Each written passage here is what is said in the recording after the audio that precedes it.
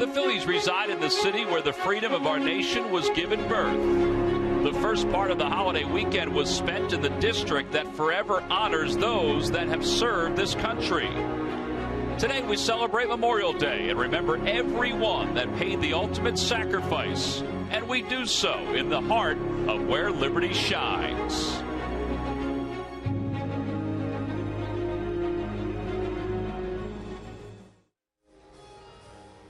It is a day of remembrance around the United States. Today, baseball will pause at 3 p.m. Eastern Time, but before that, we have baseball. The Phils and the New York Mets, the second time up here in Queens from Citi Field. And as we begin play today, the standings of the National League East, very different than the last time the Phillies and the Mets faced each other in Philadelphia. The Mets 2.5 games behind the Nationals at 24-21. They were just swept out by the Pirates, and the Phillies, of course, lost 2 of 3 to the Washington Nationals. Hi, everybody. I'm Tom McCarthy, along with Matt Stairs. Ben, you're on radio today. You're not on television. Get out of here. Hey, these radio guys always want to take over. Take your latchkey and go over to radio. All right, so we get set for today's game between the Phils and the New York Mets. Obviously, last time the Phillies were here in New York, it didn't go that well for the Phils. No, it didn't. They ran into some very good pitching, especially into Game 1. DeGrom was unbelievable. He went out and he absolutely powered the strike zone.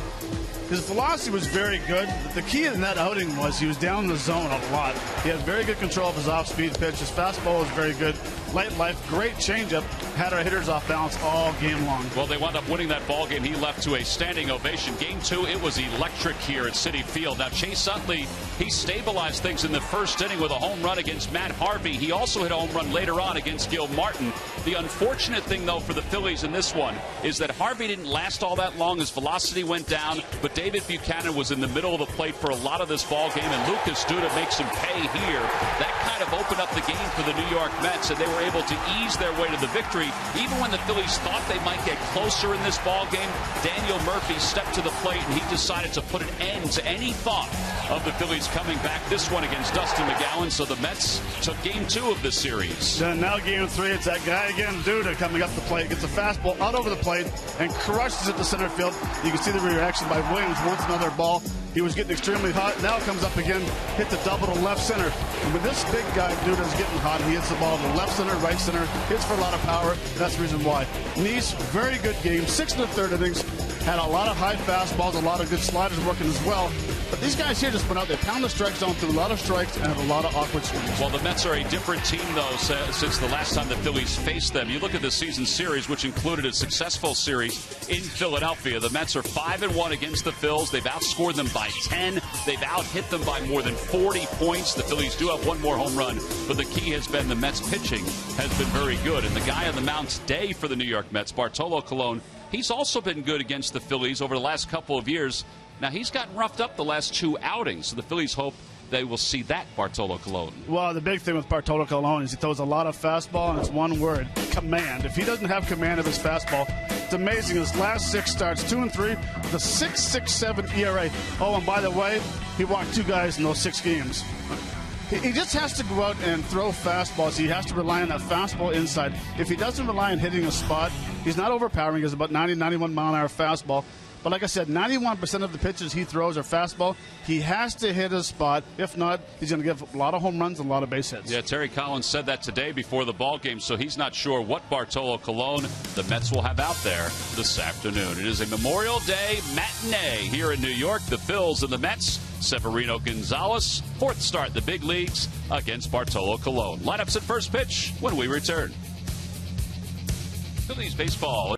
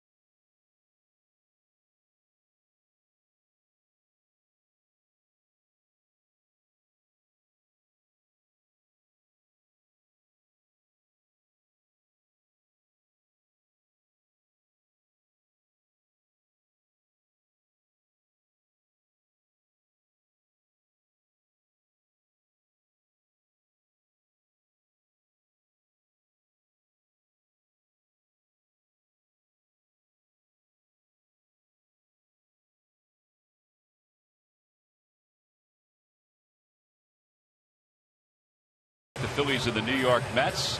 Some of the members of our armed services were honored before the ball game. In fact, a number of them. In fact, all 5 branches of the United States military were honored. There are the bases commemorating Memorial Day and Veterans 2015. You see the camouflage logo. And some of the members who were out at positions included Sammy Fowler from the United States Navy. He's to the left there, who was introduced and got a chance to go out over to third base and stand there with one of his favorite Met players, and Danny Munoz, who's just up from the minor leagues. Beautiful day for baseball. Let's take a look at the starting lineup for the Phillies. It's brought to you by Xfinity, the official entertainment provider of the Philadelphia Phillies. It'll be Ben Revere leading it off in left field. Freddie Galvis bats second. Chase Utley hits third, followed by Ryan Howard and Maikel Franco. Grady Sizemore's in right field. He'll bat sixth. Odubel Herrera's seventh. Hitting eighth is Carlos Ruiz. And, of course, batting ninth and pitching facing the Mets for the first time is Severino Gonzalez. And they will face 42-year-old Bartolo Colon, making his 10th start since we last saw the Mets, Matt. His ERA has jumped almost 2 runs to 4.85. Well, for him, it's all about command of that fastball. He basically throws all fastballs. He's mixing the slider and change once in a while. But if he's not hitting a spot, he doesn't throw very hard. That's why he's been giving up a lot of runs. Including home runs. He's allowed 10 home runs and 4 in his last 2 ball games. We're ready to go on the first pitch of the day to Ben Revere. He is taken up high, so we are underway. It's 1 ball and no strikes. Little synopsis on Bartolo Colon. Yeah, I mean, he's a guy, he tops out at 90 miles an hour. He throws a lot of fastball, and he loves that front door sinker to left-handed hitters. So he'll throw it at that front hip to bring that 2-seamer back in, so you cannot give up on it. Ben Revere lifetime is 7 of 18 against him. Ben has hit in 3 straight. Finished up the National Series with 4 hits. And he fouls it back. It's 1-2. See, the Phillies and the Mets are wearing those special Memorial Day jerseys today with the camouflage along the lettering and the numbers. The Mets wear this jersey from time to time during the regular season. The special hats with the normal color up top, and then the camouflage on the brim of the cap. And a call, strike 3. Ben Revere down looking. He does not agree with Larry Vanover on that last pitch. Well, it's time for the Nissan keys to the game, and we'll talk about it after that at bat. But for me, Revere be the spark plug. He has good numbers against Colon. And to Gonzalez, stay aggressive with your fastball. Fastball's inside. Last 2 outings have been very good. As you know, Matt, baseball game has more than 1 at bat. That's very true. Here's Freddie Galvis. Galvis 0 for his last 7. Good numbers against the Mets. First pitch is in there. It's 0-1. Galvis just 1 for 8 in the series against the Nationals. Swing and a miss, 0-2.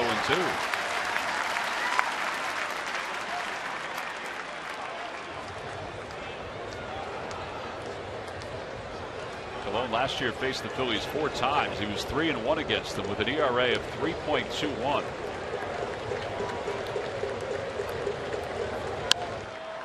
Somehow this year in his outing, and I marvel at what he's able to do, but he struck out 6 Phillies in his last outing against them. He allowed 4 earned runs and scattered 8 base hits.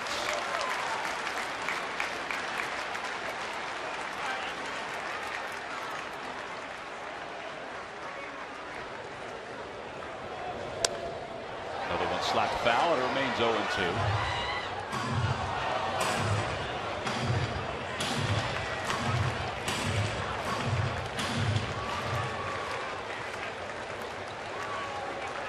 Well, the crowd today is certainly into these first 2 at-bats for the Phils.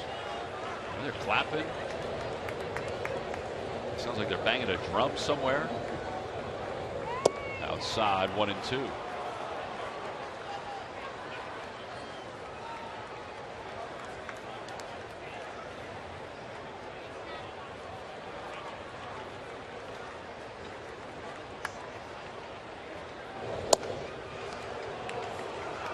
Looks like he's trying to challenge Larry Vanover's strike zone there and push it toward the outer edge as far as he possibly can. Well, so far the first 2 left-handed hitters we're seeing a little different. Bartolo Colon, he usually throws fastballs inside like that right there. And a call, strike 3. Better be on your toes today, boys. It looks like it's a wide strike zone on the corners. And there are 2 outs. Chase Utley's coming to the plate. Utley is bringing the lumber. Brought to you by Yellowwood brand pressure treated pine. He loves that corner, and he deviated from that corner the last time the Phillies played here. Yeah, how dare he go away from that corner? We're always nice to see the spray chart in the right field, but you can see the numbers where he's hit in Citi Field. It's amazing. All those fastballs, curveballs down the right field corner. Very nice.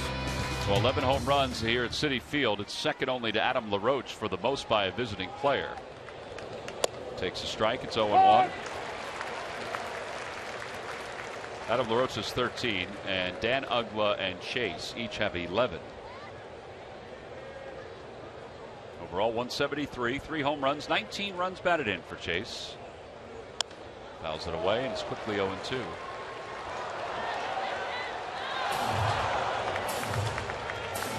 Larry Vanover's the crew chief. Ron Culp was at first. Vic Carapazza, the Phillies spring training umpires, at second, and Toby Basner's around at third.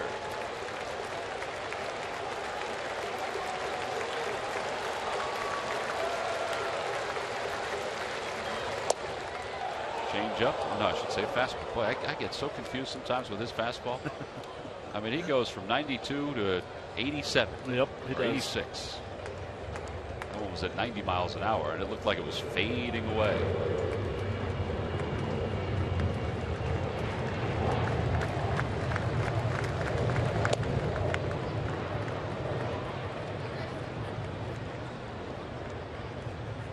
Colon overall has won 210 games during his major league career. Over the last 4 seasons, counting this year, he's 49-31. 18 games over 500. 2-2 pitch. And now it's 3-2. This has turned into a good at-bat by Chase Utley.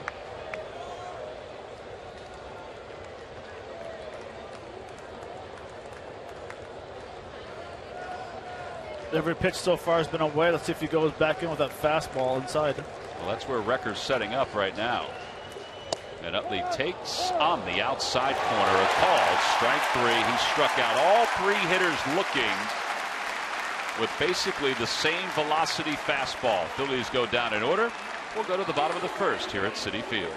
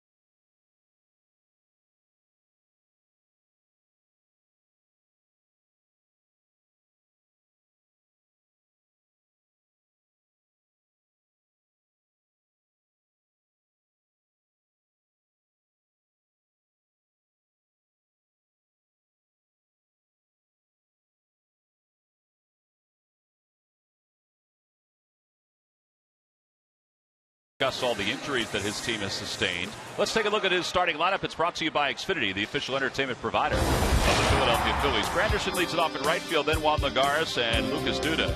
Daniel Murphy's at second base. He'll bat cleanup. Michael Kadire hits fifth. Wilmer Flores will bat sixth. The bottom third, Amuño, Recker, and Colon. And they'll face right-hander Severino Gonzalez, making his 4th start in the big leagues. His last 2 have been good. His earned run average is at 7.11, and that's really because of his first outing against the Cardinals. Well, it is, and I had a really good chat with Bob McClure a few days ago, and he was saying that he just has to be aggressive with his fastball and pitch to contact, and that's what he relies on. When he throws a fastball out over the plate, it's when he gets in trouble. And you can see the scouting report. Average velocity is 88.9 miles an hour, and he's a ground ball pitcher, so he relies on using that good fastball and late movement. Last 2 outings, 5 innings apiece in the big leagues. Granderson leads it off and takes a strike. It's 0-1. Granderson hitting .234, 5 home runs, 13 runs batted in. He bunts foul, and it's 0-2.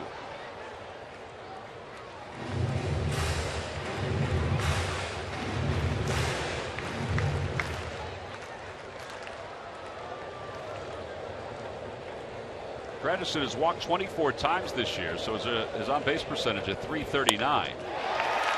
And he gets a base hit there to start the first. Just over the outstretched glove of Chase Utley, a leadoff single here in the bottom of the first. It's time now for our Lowe's Never Stop Improving player profile. And for Severino Gonzalez, his first start, 10 hits, 7 runs in 2 2/3. And then, Matt, they've gotten him out of the last 2 games after 5 because he's had the leads. Well, and they got him out of he had the lead, third time around in the order. And really, the first outing, I think a lot of nerves had to do with it. 2 2/3 and then give up 10 hits. And like I said, a lot of pitches that he threw that game was down the middle of the plate. He's kind of changed the way he goes to the plate, too. He's hiding the ball a lot better. Here's Lagares, and he whacks the first pitch foul. It's 0-1.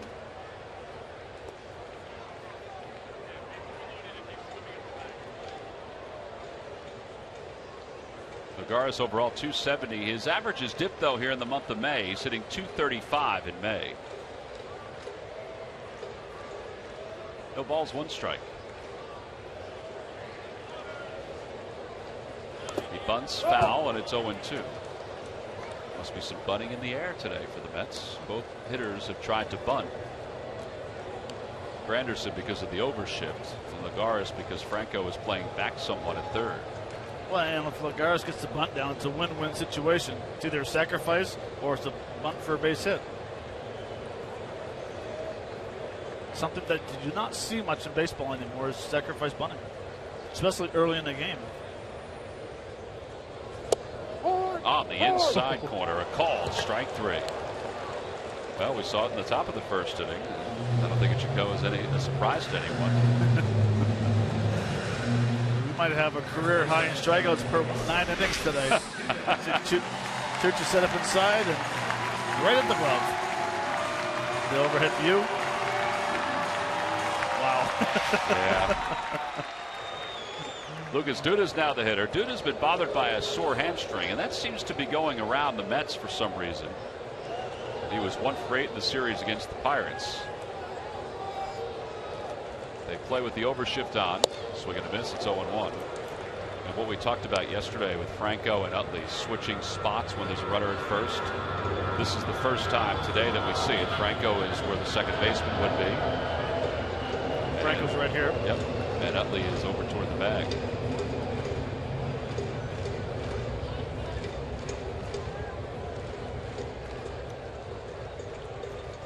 And Duda's hit by a pitch, cutter, that just kept on cutting. And that'll put runners on first and second with 1 man down.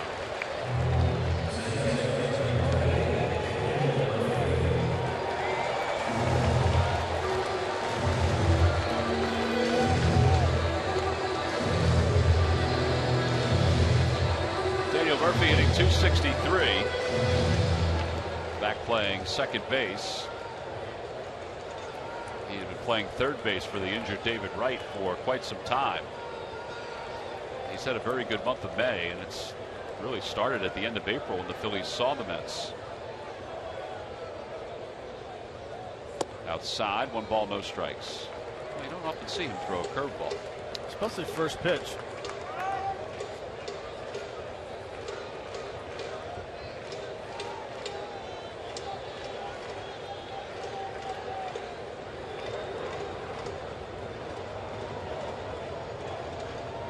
Another curveball, and he hammers it toward left center field. Riding third, heading for home is Granderson, and the Mets will take a 1-0 lead.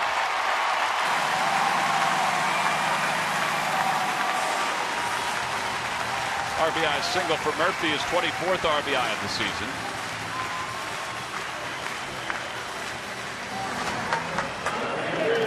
That ball kind of just tumbled right up into the hitting zone. It's back-to-back curveballs. This one just kind of spins a little bit, stays up in the zone.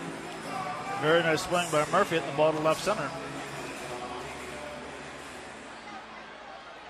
Granderson now has scored 20 runs. All right, so the Mets have taken the early lead. Here's Kadire hitting .247 with 3 home runs and 17 runs batted in.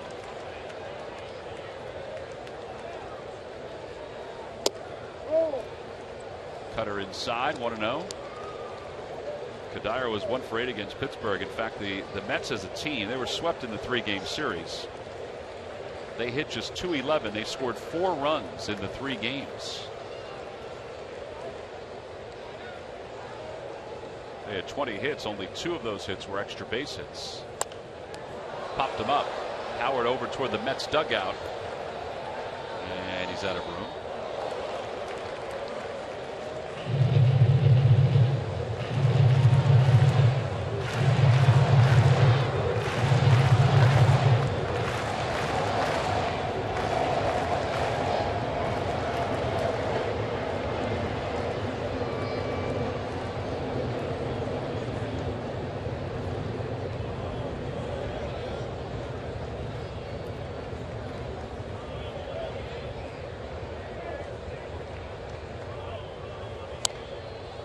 Ball foul, and it's 1-2. All right, so they've got 1 strikeout so far. That was Lagar's. The Mets struck out 36 times in the 3-game series against the Pirates.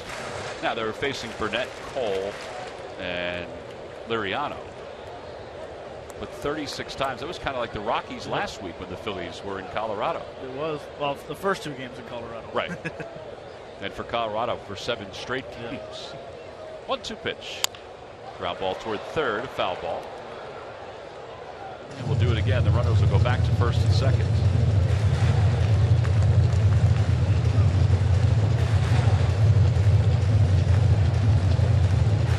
Duda goes back to second. Murphy goes back to first. This is what the Mets did against the Pirates this past weekend. 36 strikeouts. Look at the starter's ERA, 8.59. And Matt Harvey started one of those. Swing and a miss. He got him. Throws another curveball, and he gets his 2nd strikeout. But that's also, as a team coming in after we see this very nice off-speed pitch, that's where you want to throw that pitch right there, down the zone. Very nice slider right there. The slider actually that Murphy hit was more of a curveball, had a bigger loop to it. It definitely did. Which on the report, he has never thrown a curveball in his life. Well, so it must have been a slider that just had too much loop. I agree with you. We don't have it in his repertoire that he is a curveball pitcher, but 2 of those looked like curveballs. Yeah. Here's Wilmer Flores, 4 for 10 against the Pirates, and he takes on the inside corner. It's 0-1.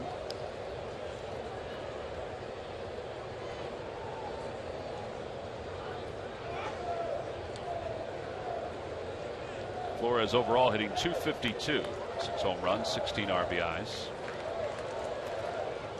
He certainly has been flawed defensively for the Mets, but he's been pretty good for them offensively.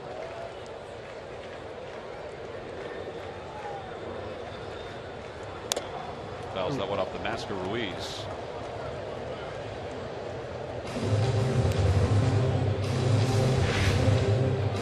This is just other than L2.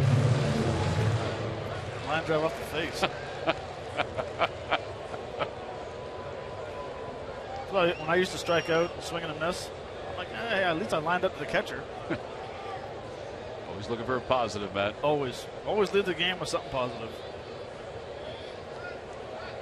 And now the 0-2 pitch coming from Gonzalez. He got it in his hands and he fouls it up the third base line.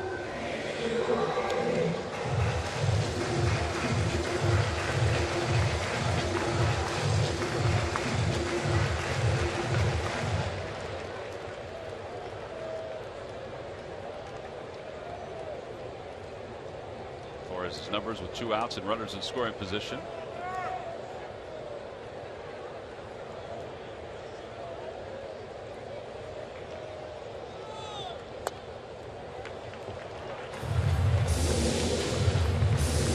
Pitches for Gonzalez.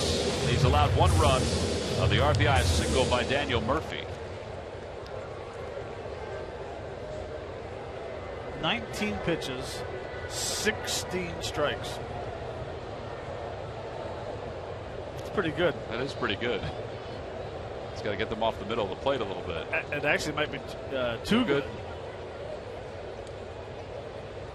Swing and a miss. He got him. 91-mile-an-hour fastball. So Colon strikes out 3. Gonzalez strikes out 3. The only difference is Severino allows an RBI single. So it's 1-0 Mets as we go to the second. Ryan Howard will start things off.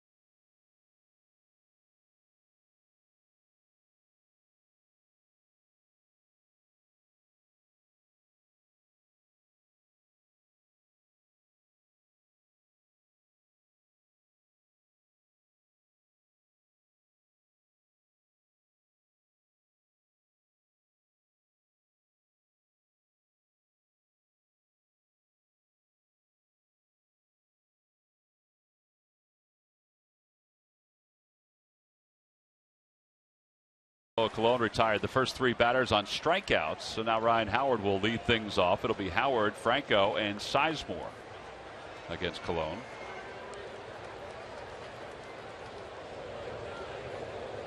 Matt, it seems to be a wide strike zone. Are you guys talking about that in the dugout right now? I mean, as you get set for your second at bat of the game? Yeah, you're actually going up asking Chooch, you know, how far is he giving off? What's he giving it? If it's a fastball off the plate. Guys continue throwing strikes around the plate. He's going to get a few extra inches outside and inside. Yeah, so I'm not saying it's a bad strike zone. It's just a liberal strike zone. It's a bad strike zone. It's wide. That one's in there. It's 0-2. That was the 2-seamer that came back. And the amount it moves is unbelievable because you start at your hip, you think you're going to pretty much wear it in the hip or it's going to be close to hitting you, and then it comes back almost the middle of the plate. Howard has hit in 4 straight games, and he hits that one toward left field.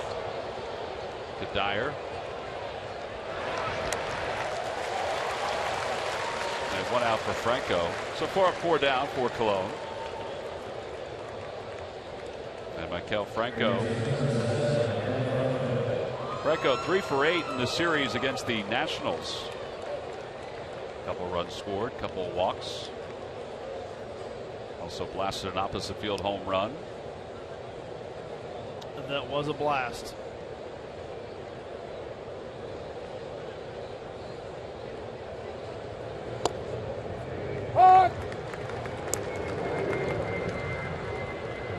Think about the last 3 games that Colon has thrown. He's allowed 17 earned runs in those 3 games at 15 1/3 innings of work. Up high, and it's 1-1. Delivered that pitch as the shadow of the plane went across the playing field. Airport must be reopened after the flyover and the parachutes.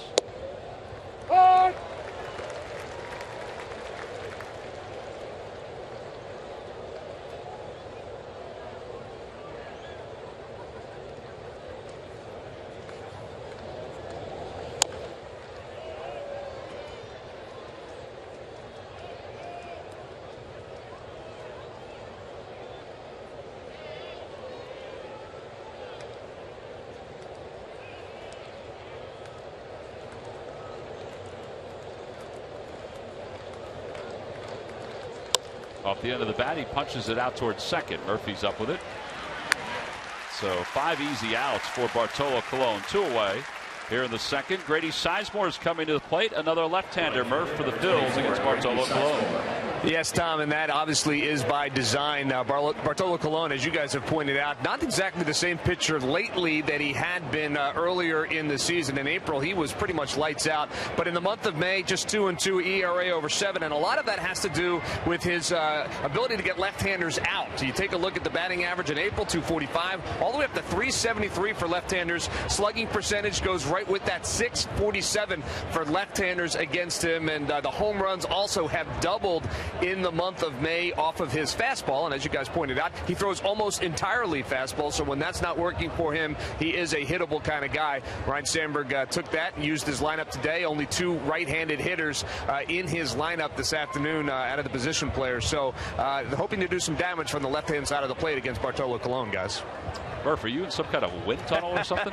You know, I knew you were going to ask me that. Yeah, apparently I am. I just found this spot, and it's a little breezy right here. Got to tell you, it feels pretty good. I'm sure it does. On an afternoon when the temperatures should be in the 80s at some point. 3 balls, no strikes to Grady Sizemore. And Sizemore takes a strike. It's 3-1.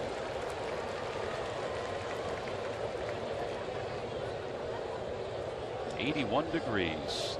The wind 11 miles an hour out of the south. Sizemore hits it foul, and it's now 3 balls and 2 strikes.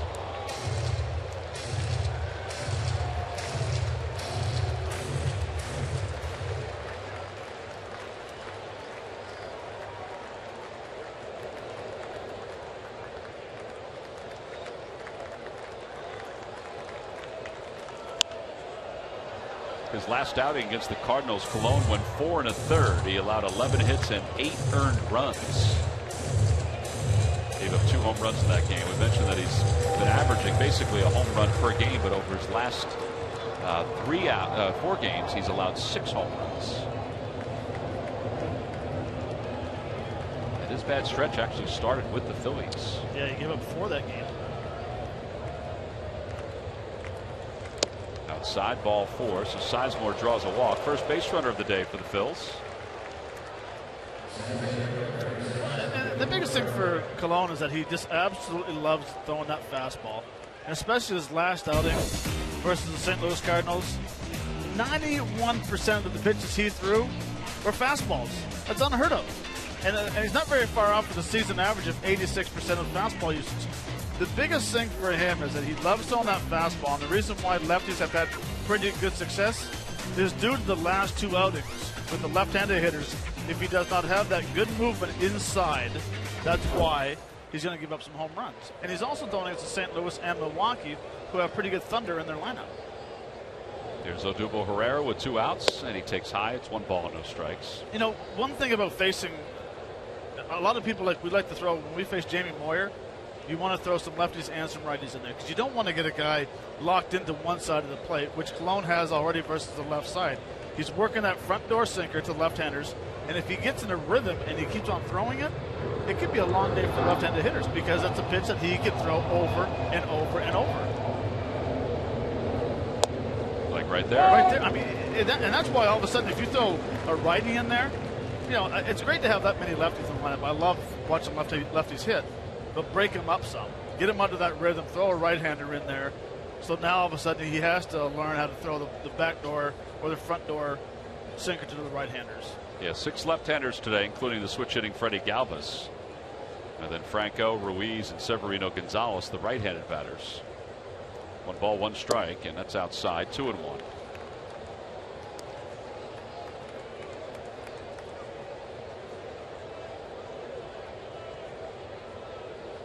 All right, Sandberg, Larry Boa hoping for a little thunder for the Phillies offense today. Matt alluded to with the Brewers and the Cardinals. And his target right now, when he's throwing the sinkers inside, he's aiming for the umpire's his right knee. That's where he wants to start it. Yeah, that one just didn't come all the way back. Right. He's not aiming for the glove. He wants to try to figure out if he's going to throw a 90-mile-an-hour front door sinker, then he'll start it probably the white of the batter's box. But if he wants that big movement, he's going to throw it at Larry's right knee, and he's going to basically surround the plate. You see this season, fastball percentage the highest in Major League Baseball, and the pitches per inning the fewest. And Odubel pulls it toward right field. Granderson going back on it toward the track, makes the catch. Side is retired. Odubel Herrera put a pretty good charge in it, but the Phils still without a hit. We've played 1.5. We'll move to the bottom of the second. Mets lead at 1-0.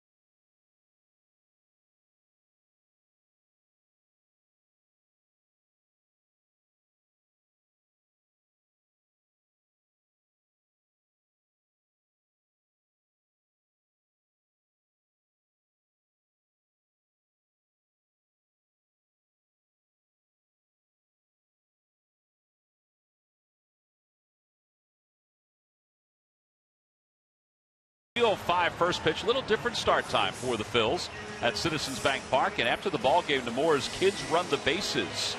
That's for fans 14 and under. So come on out to the ballpark this weekend, a 3-game series against the Rockies. Tickets can be purchased anytime by going to Phillies.com. Bottom of the second inning. Phillies fans right now do not have bragging rights, trailing at 1-0. If they're sitting in a sea of Mets fans, they've just got to grin and bear it for the time being. Danny Munoz will lead it off for the Mets. First pitch from Gonzalez is outside. It's 1-0. Munoz is a switch hitter. Wasn't always a switch hitter. In fact, it wasn't until his sophomore year at Fresno State that he became a switch hitter. And the reason he became a switch hitter, Matt? No idea. Could not hit left-handers. Really? Just having trouble hitting left-handers. Maybe I should have switched it. It's never too late. Yeah, it is. 1 ball, 2 strikes to him. That'll be a foul ball. Today's game is also available in Spanish. Just use the SAP button on your television or change the language through the menu on your cable box. Bill and Angel are here. Swing and a miss. The pitch that we're calling a slider produces the 3rd straight strikeout for Severino Gonzalez. Maybe this is the pitch that he found on the train last night from Washington, because that is a curveball. That looks like a curveball. Oh, it is a curveball. Whatever it is, it's a pretty good pitch. Just get it down the zone a little bit. Here is Anthony Recker starting for the 2nd straight day for the first time this year. Travis d'Arnaud, the Mets everyday catcher, is probably 2 weeks away from coming back. And Kevin Plawecki, who is really the everyday catcher, is having a little trouble defensively. And so that's why Recker, who was 0 for 4 yesterday, gets the start here today. 2 balls, no strikes. Anthony grew up in Allentown, Pennsylvania, as he was telling me today. Originally went to the University of Delaware to play baseball and was cut from the baseball team, surprisingly. And then he went to play for Alvernia, where he tore it up. I said, your numbers were staggeringly good. I'm surprised that you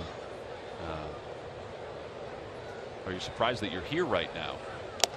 There's a foul tip. It's 2-2. And he said no. He said he's thankful for the opportunity that he got at Alvernia.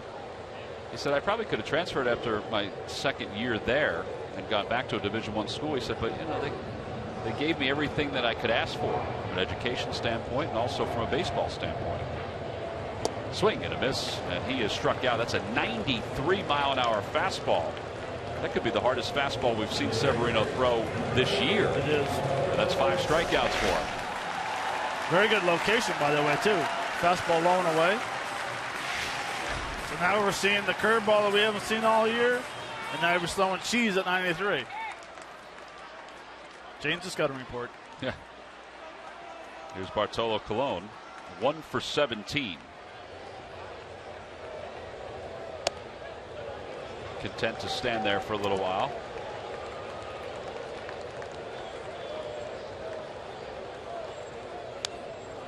Can't believe he took a swing at that.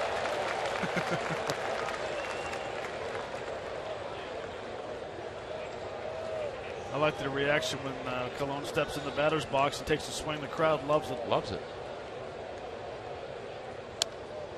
Part of that is because he went 9 years between hits in the big leagues. Had a hit last year that ended a stretch of going hitless for 9. Now played a lot of that time in the American League. And a call, strike 3. Severino Gonzalez has just struck out the side. He has 6 strikeouts this afternoon. First 2 strikeouts, well, those were swinging. Let's take a look as we go through it here. Munoz goes down on that breaking pitch. Then Anthony Recker goes down on a fastball. And finally, Bartolo Colon, no chance against the breaker.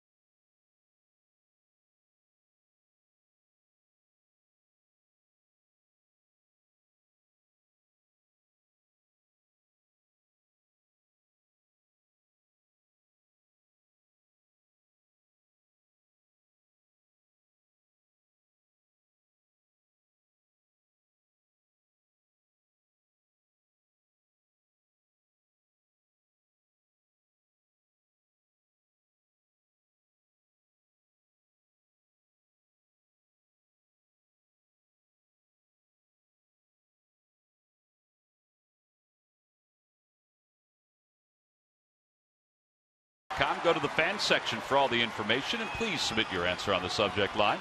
All right, Matt, which 3 pitchers reached their 200th career win while wearing a Mets uniform? Which 3 pitchers in Major League Baseball history won their 200th game in a Mets uniform? Answer will be revealed in just a little bit.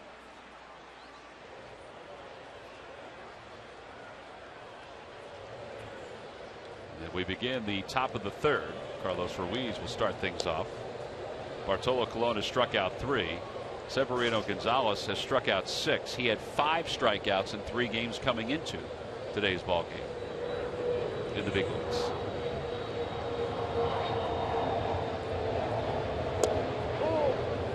But then again, we did say the Mets struck out a lot this past weekend against the Pirates. Well, he's throwing strikes. He has good movement on the fastball, and I think the scouting report was slider, and he's mixed in the curveball now. 1 ball, no strikes to Ruiz. And Carlos fouls it back, and it's 1-1.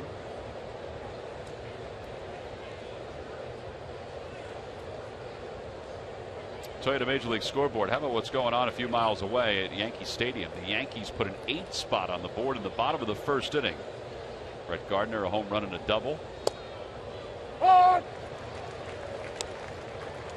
Yankees with 8 runs on 7 hits in that first inning, all charged to Jeremy Guthrie. 7 hits, 8 runs. Here's the 1-2 pitch to Ruiz. Shoots it the other way. Foul.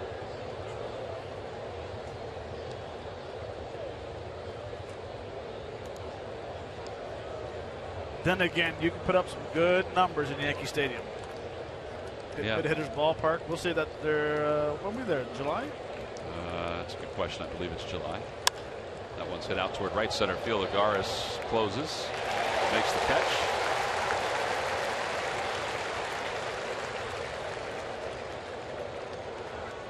So 1 away. Nope. June, Matt. June. June's close to July. End of June. 22nd, 23rd, 24th. There's 1 out now for Severino Gonzalez.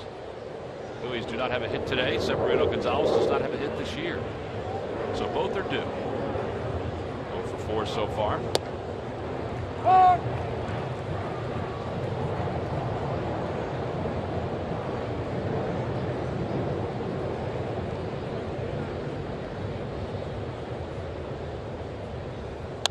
Chopper right side.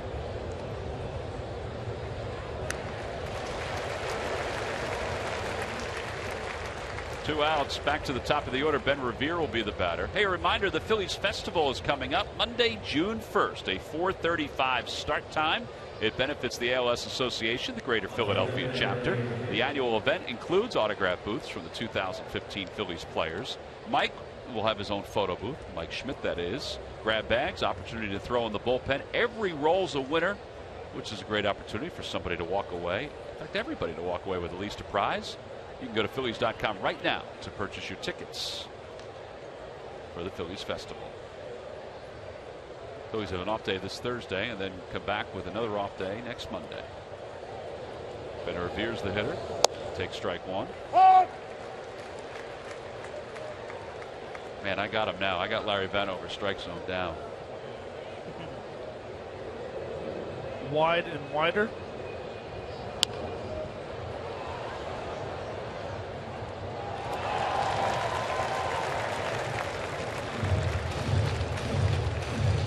I need a little spark plug going right here at the 2-0 knock. Yeah, you do. In fact, it might be nice for him to hit one into the porch in right field. First, though, Matt, we've got to get rid of the pigeons. Be careful, Ben. Be careful. Reinforcements are coming in.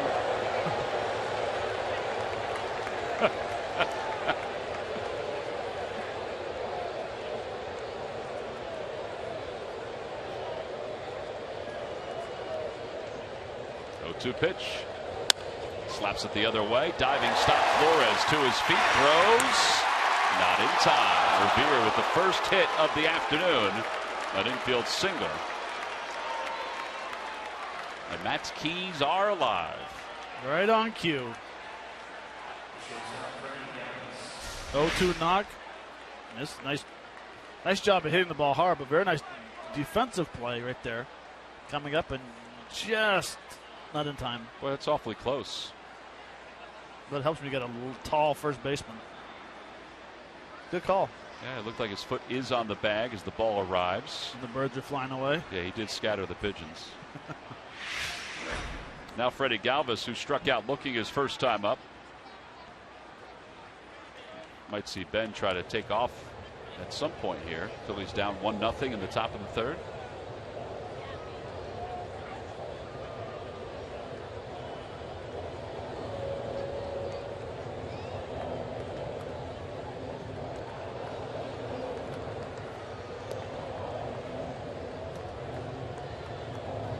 That's that quick move as your hands are coming up to get set. Ben's still taking a secondary lead. You're trying to get him leaning as he's taking the lead.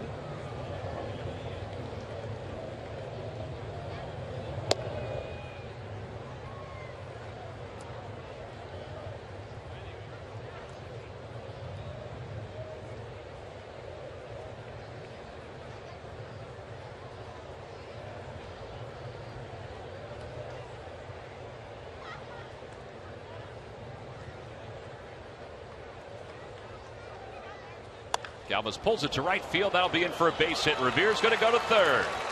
And the Phillies will at least have first and third, and Galvis goes to second base, so second and third. Well, good job by Freddie. He was moving, and the ball kept on hooking toward the corner, so that'll give him his third double of the year. Second and third with 2 men down. That's a good at bat right there. Freddie looks a lot more comfortable in his stance. You know, even after the first take, he was very quiet on his front side. And Freddie going to second base the whole way right here, because if Granderson decides to throw to second base, good chance that Ben Revere will score from first base on the throw. Yeah, that was a very good read. I just assumed he would just drop anchor at first. Here's Utley, who struck out looking his first time up. Chase is 8 for 23 on this road trip. Excuse me. He's hit in 7 consecutive games.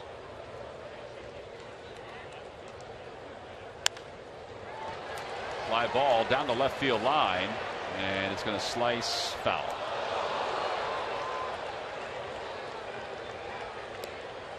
Kadire got to the general area. I don't know if he would have caught that if the fan didn't connect with it. He wouldn't have.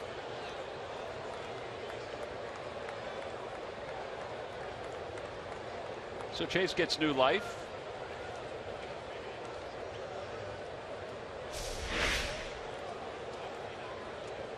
See. No, she never even connected with it. Maybe the guy in the blue did. It definitely changed direction.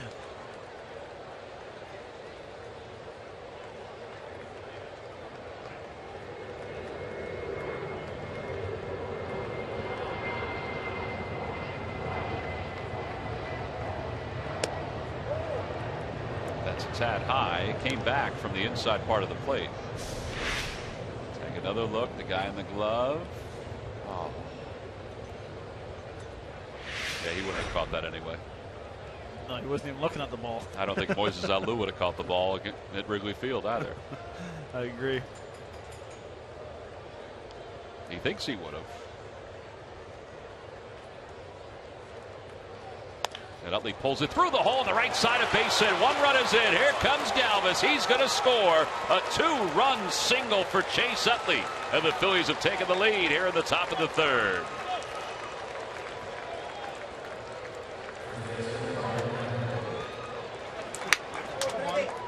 RBIs 20 and 21 for Chase Utley. 3 straight 2-out hits for the Phils.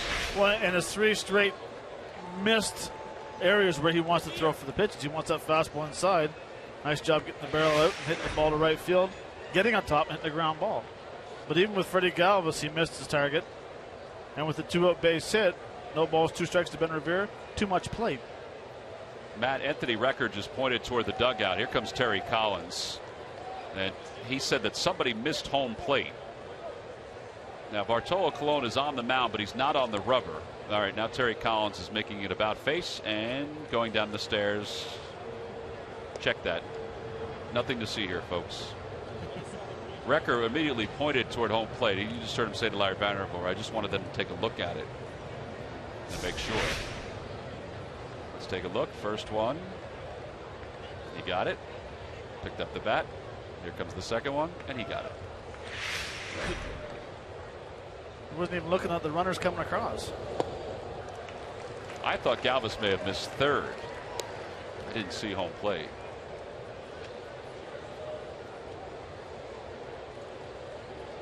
He wasn't looking where they were coming across. I think he just saw Ben go up. That was probably it. Did you ever miss a bag? No. Didn't run fast enough to run past it.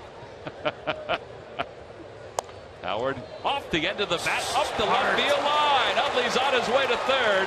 Howard will stop at first. Smart hitting. Well, for everybody that wants Ryan Howard to go the other way, he just went the other way. That big smile.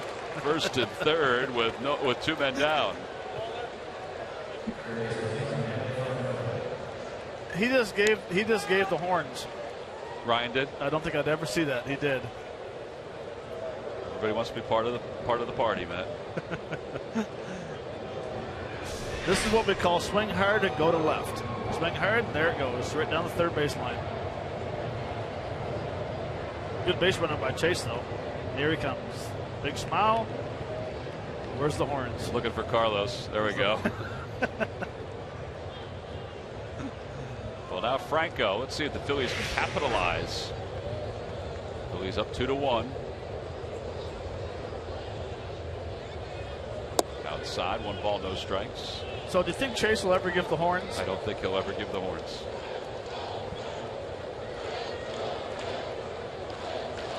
I agree.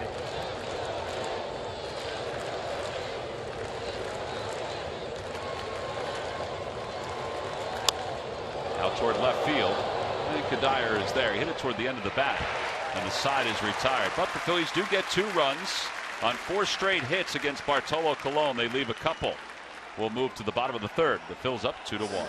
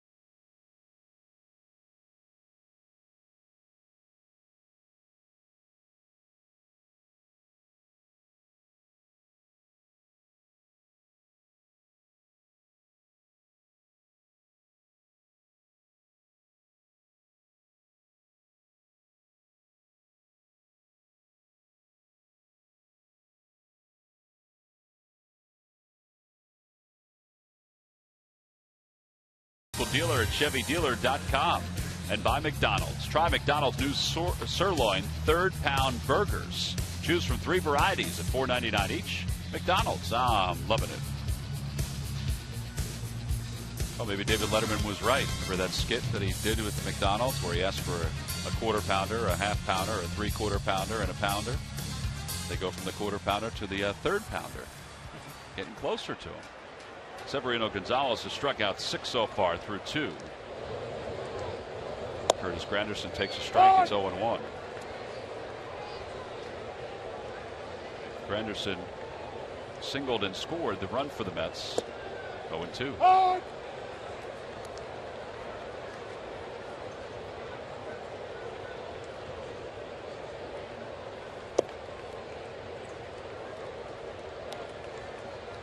You are getting a strike zone down pretty quick. Some guys are more of a challenge than others. Swing and a miss. 7 strikeouts. That's 6 consecutive strikeouts for Severino Gonzalez. 1 out here in the 3rd. The Best of Philly Sports Talk revisits the great moments of the show and its experts discussing all your local teams and stories. Watch the Best of Philly Sports Talk presented by Comcast Business tonight, right here on Comcast Sportsnet. Here's Lagares, who struck out his first time up.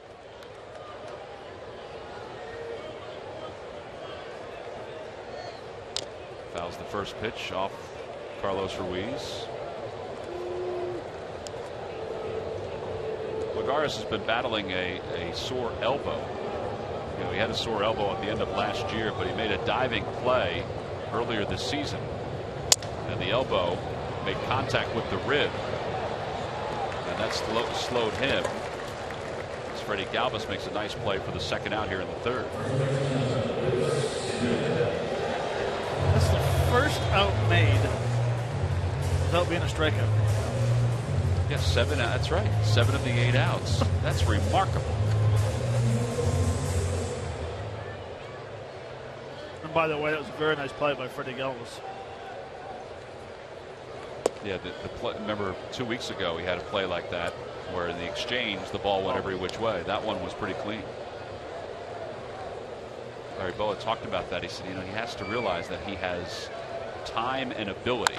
That ball is crushed. Wow, that's going to be a long one. To the foot of the bridge in right center field, and we're tied up at 2.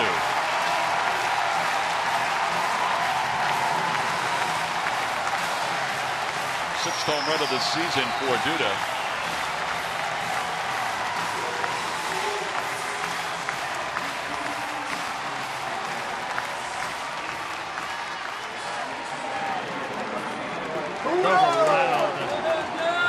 Yeah, that was loud and that was far. See the location. Chooch wants it away. Pulls it inside. Big man hit it a long ways. Ball had some movement on it too. It is Fleet Week in New York City, and some of the Navy's finest enjoying today's game, getting a souvenir.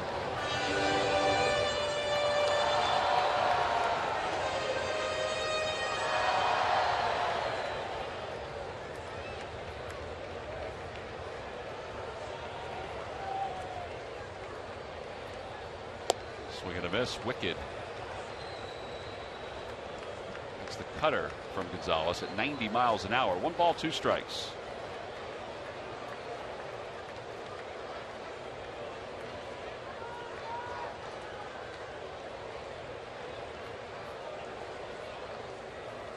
Ground ball right side.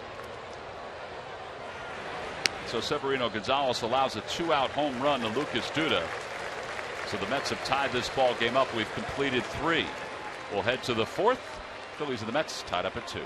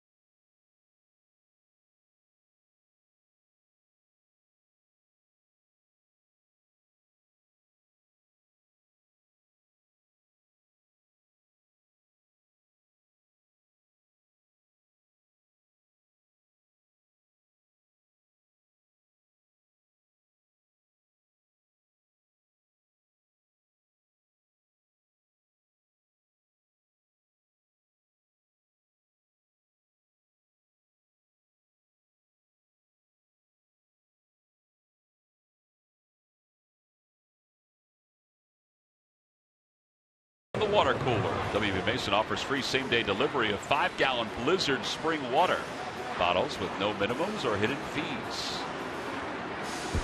Top of the 4th inning. Hey, before the ball game today, we had some parachuters coming through, all part of the ceremonies on this Memorial Day 2015.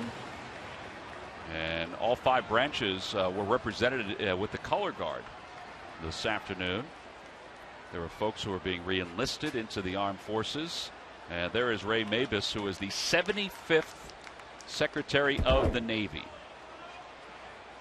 As we mentioned, it is Fleet Week in New York City. Grady Sizemore leads it off, and he pulls it toward right, but right at Granderson. And there's one away. Talked to Grady before the ball game.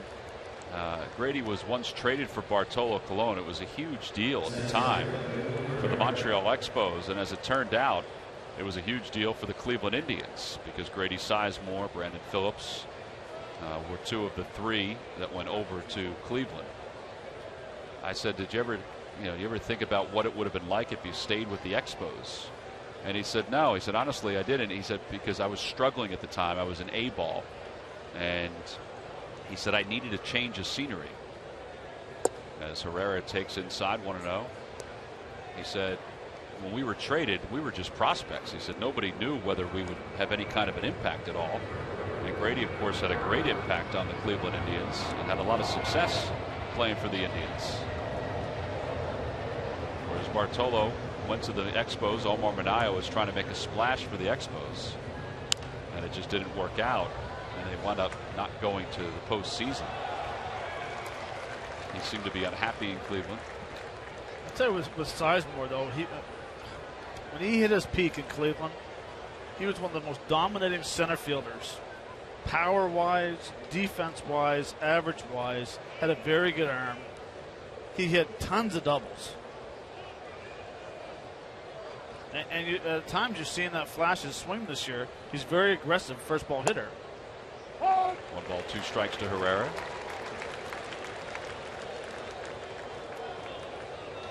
It was one of those trades that, as he even said, you didn't know what the Indians were getting. You knew they were getting good players, at least that was on paper. But what would they become?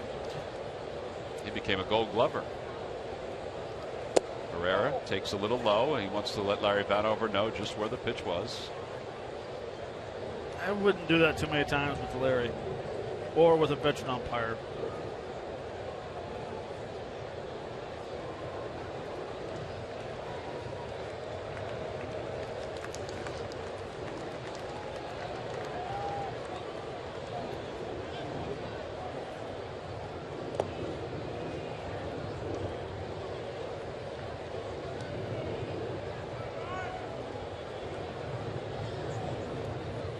Last 2 pitches, fastball away, try to do a backdoor slider.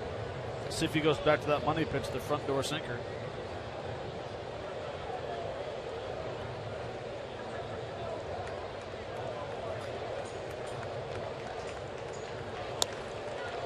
Got out in front just a little bit on that one, and Granderson for the second time retires Herrera. So 2 away.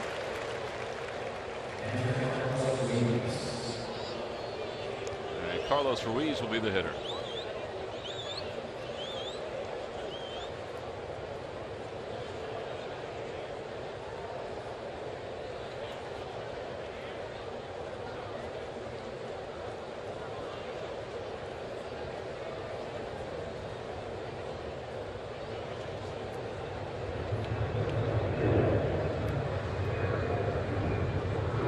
Carlos takes a breaking ball. It's 0-1.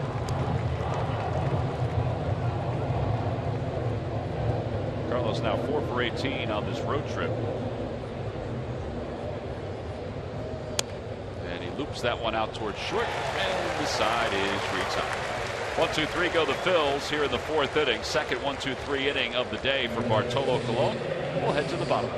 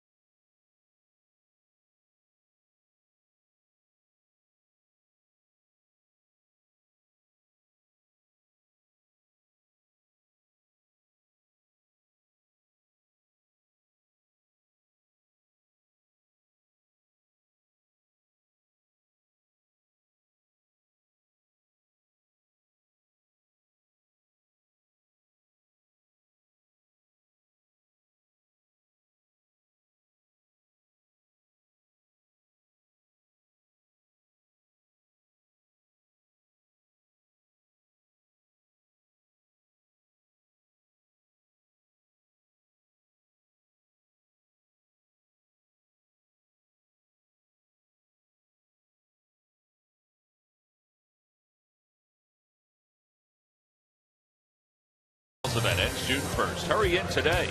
Toyota, let's go places. Buy WB Mason. You can't go wrong when you buy right. And buy the Quality Plus Ford stores. Go further. Well, with Matt Stairs and Greg Murphy, I'm Tom McCarthy. Beautiful Memorial Day. 2 day games up here in New York today and Wednesday. Severino Gonzalez has allowed 2 runs so far through 3. He has struck out 7. And he will now face Michael Kadire, Wilmer Flores, and Danny Munoz for the Mets.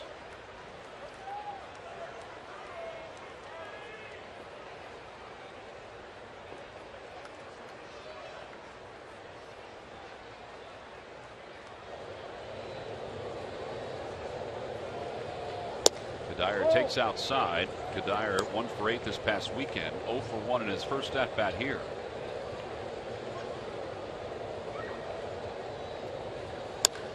Fly ball left field. That's pretty well hit. And that one is not coming back. Second deck in left center field. 3-2, New York on top.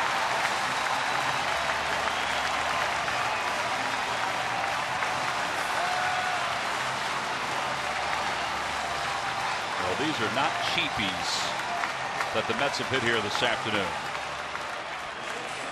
No, they're not. That's a fastball that's down the bottom of the zone. Kadire's always been a very good low fastball hitter.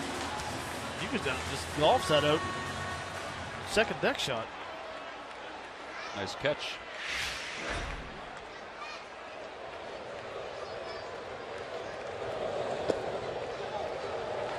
We haven't gotten the official number on Duda's home run. That one was farther than Duda's home run. Yes. I mean, that's over the 370 sign, give or take a few feet. And then up into the second deck. Man. Flores hits it foul toward the opening of the Phillies dugout. And it's 1 ball and 2 strikes.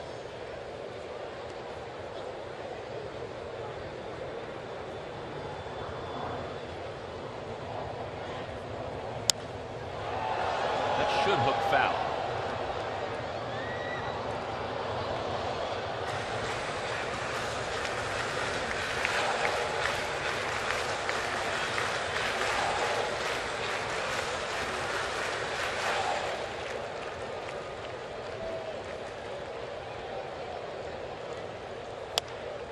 Fly ball, shallow left center field. Galvis backpedaling, says he has it. 1 out. Danny Munoz coming up. Let's check in with Greg Murphy. Murphy.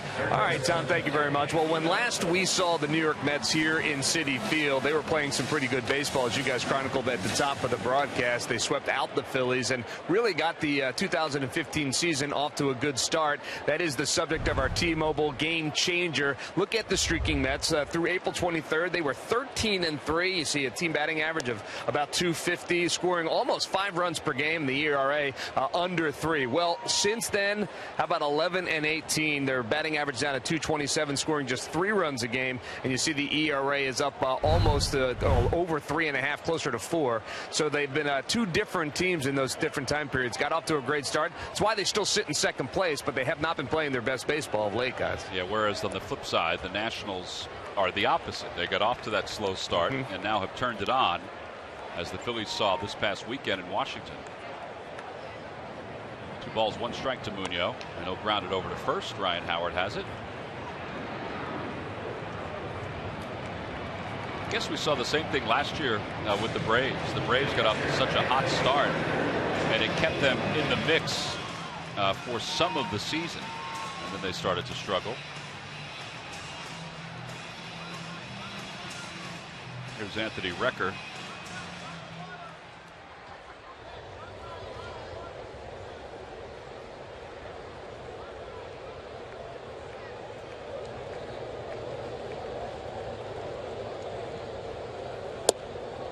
Off-speed pitch, and it's 0-1.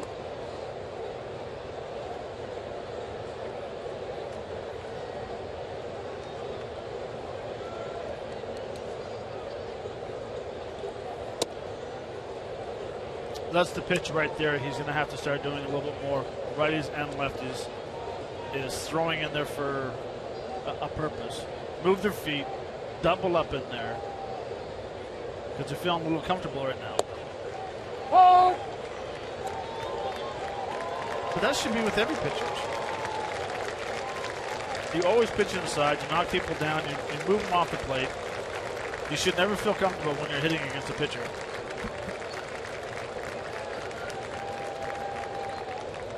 Swing and a miss.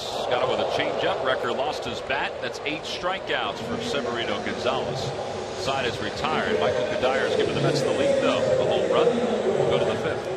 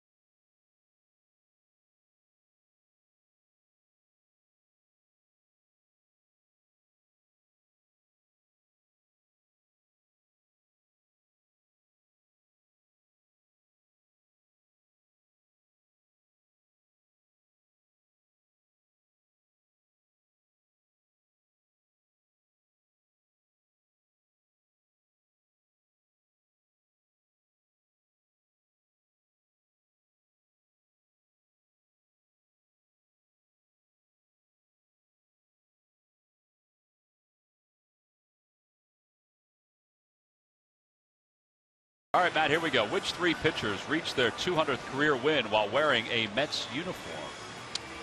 Bartolo Colon. That is correct. Last year he did that. Pedro Martinez. Yep, back in 2006. I need a hint. Well, the third guy did most of his damage with the Los Angeles Dodgers in the 80s. Oral Hershiser. Oral Hershiser is correct. Back in 1999. Log back on to Phillies.com to find out if you're the winner of a Phillies prize pack. Here's Severino Gonzalez, who grounded out his first time up. Takes a strike. It's 0-1.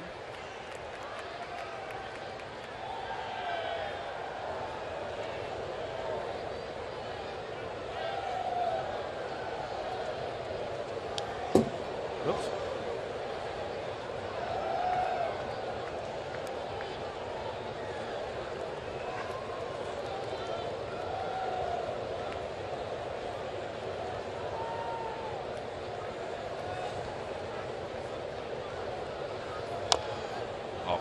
It hit Gonzalez, and it's 1 ball and 2 strikes.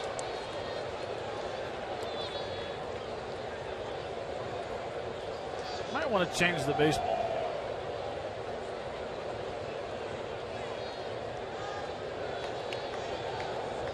Tom, you watch the amount of movement on this baseball right here. Yeah. You got a veteran with a scuffed baseball. There you go. It looked like it came back too on the outside part of the plate. Like a left-handed slider, and he knows too. He has the mark. He's moving his fingers on it.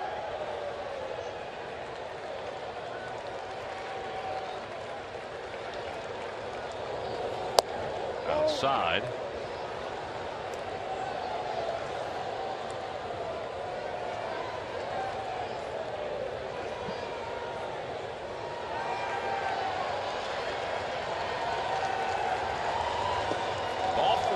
Out a walk. Bartolo does not walk many guys. That's only the 4th of the year that he's issued. Actually, the 5th. He walked 1 earlier in this game. Sunday, when the Phillies take on the Colorado Rockies, all fans 14 and under will receive the free bucket hat right there. It's the Wistar Institute Melanoma Awareness Day presented by Independence Blue Cross and Citizens Bank. Tickets can be purchased anytime by going to Phillies.com. Here's Ben Revere. He reached on an infield single. That was the first hit of the day for the Phils back in the third. Phillies trail at 3-2. 2 long home runs for the Mets today.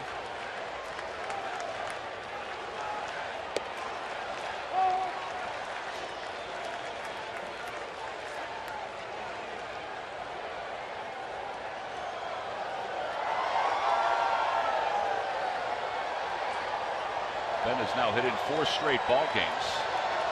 That's his 9th hit on this road trip. And he loops that one foul over the Phillies dugout.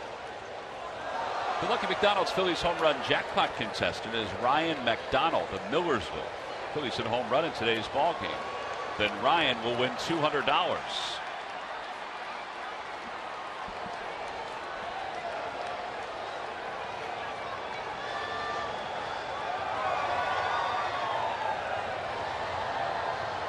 Colon has given up 4 home runs in the last 2 games.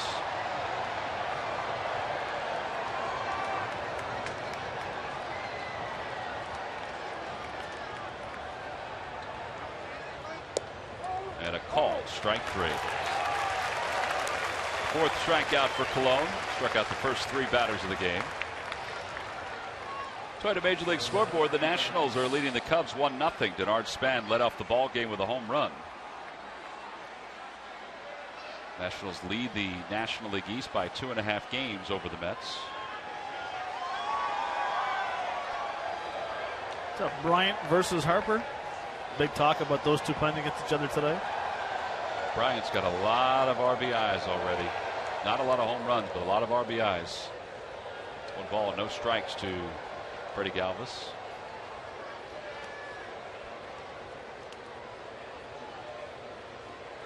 I think Harper's got the upper hand right now, even though he's a little younger. I would agree. That's the amazing thing, is that he's younger than Bryant.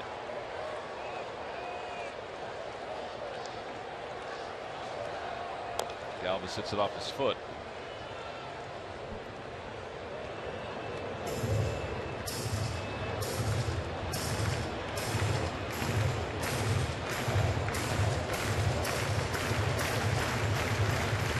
Freddie just asked the home plate umpire what the count was, because the board reads 1 ball, 2 strikes. It is 1-1. Just as you see up there next to the score.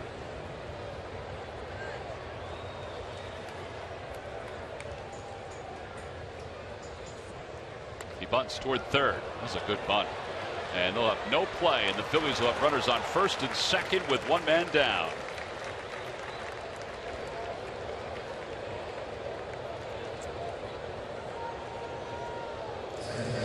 Second hit of the day for Freddie Galvis. And now Chase Utley will bat. He has the 2 RBIs this afternoon for the Phils. Smart baseball by Freddie. They gave it to him, so take it. Just be careful with that left foot. You don't step on home plate. He was right on the edge of home plate. Very good bunt. If they're going to give it to you, take it. Especially if you're struggling a little bit. That keeps you above water until you find your stroke again.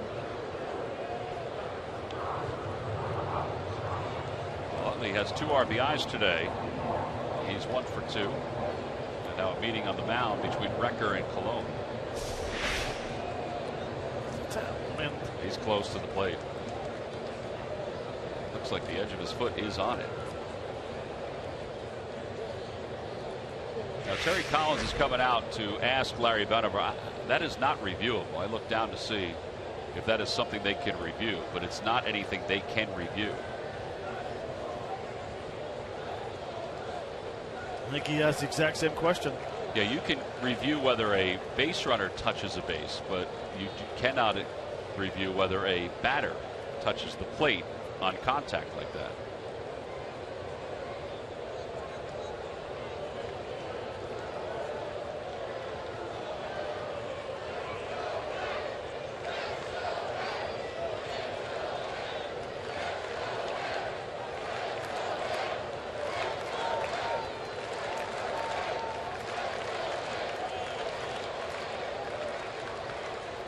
Utley breaks his bat, floats it to left field. That's going to drop in for a base hit. Rounding third and holding there is Gonzalez.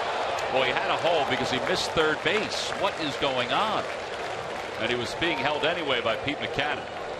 And the bases are now loaded with one man down.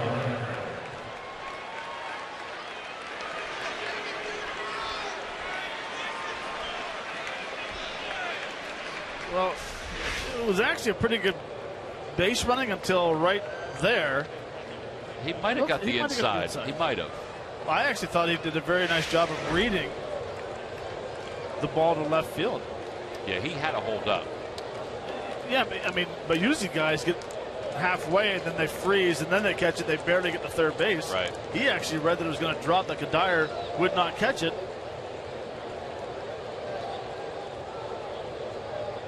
Well, here's Ryan Howard, the Phillies' all-time leader in grand slams with 13. With the bases loaded and one out here in the fifth. Howard takes a strike. It's 0-1.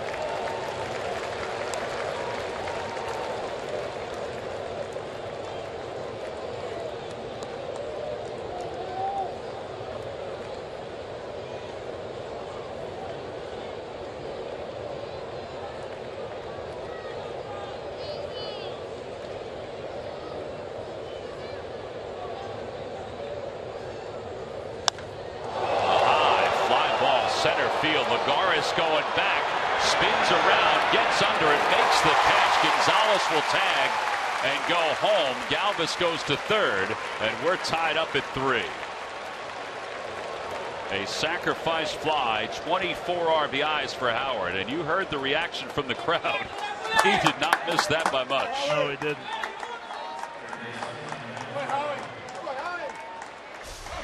Lagares got turned around in center field, but he had a lot of time to get under it. Ryan thought he got it, or enough to be a sac fly. Good swing.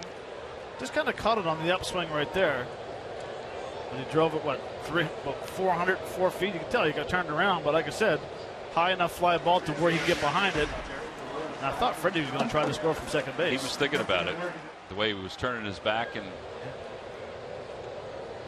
all right, now Franco, who's 0 for 2. He's grounded out. He's flied out. And he swings at the first pitch.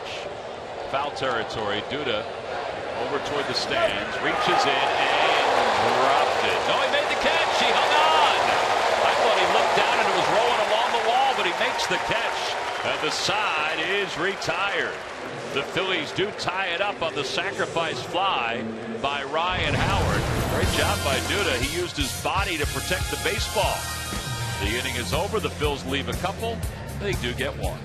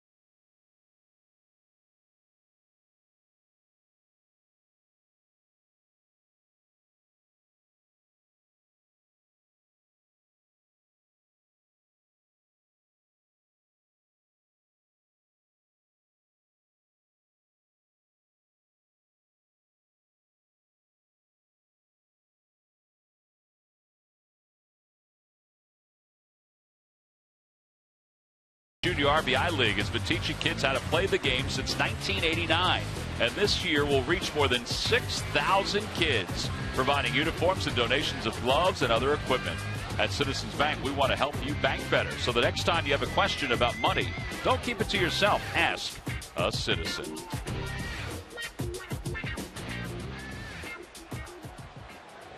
Bartolo Colon begins the bottom of the fifth. It's a 3-3 game. Severino Gonzalez struck him out his first time up. 0-1. Colon 1 for 18. Oh, man.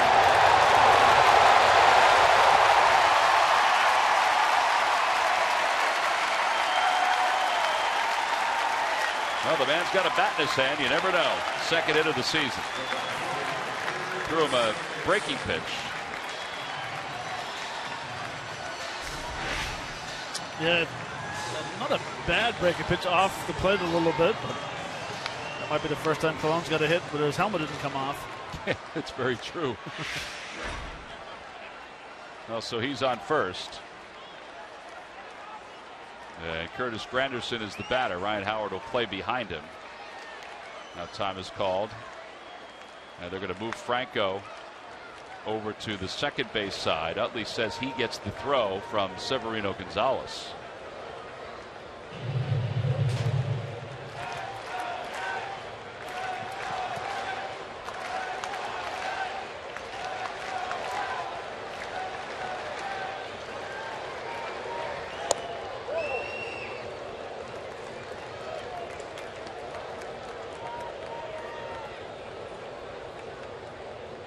Try to figure out why there's a line drive base hit to right field. Colon going to second, and he'll get there. Why Freddie wouldn't just go on the right side of the infield?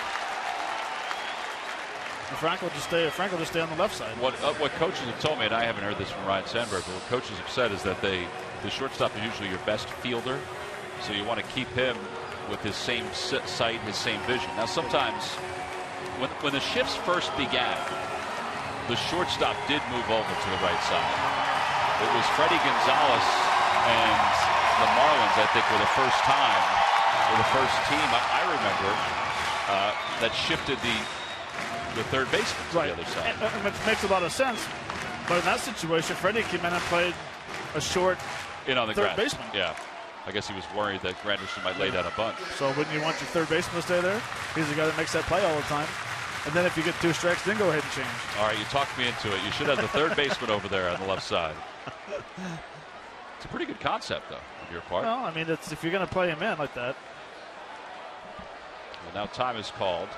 Bob McClure is going to stroll out to the mound. And this is just to give Araujo a chance to get warmed up in the bullpen. They're buying some time.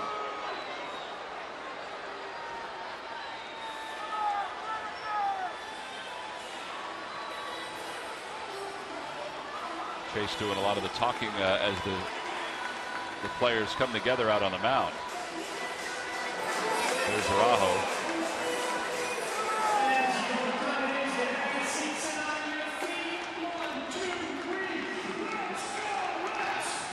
MLB.TV Premium, the #1 live streaming sports service, is celebrating 13 years. Watch every out-of-market game live or on demand in true HD on over 400 mobile and connected devices.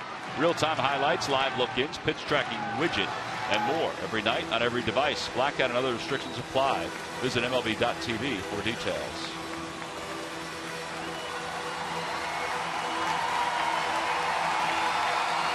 All right, so Araujo warms up in the bullpen. And Lagares will be the batter. He's 0 for 2. He is struck out and grounded out to short.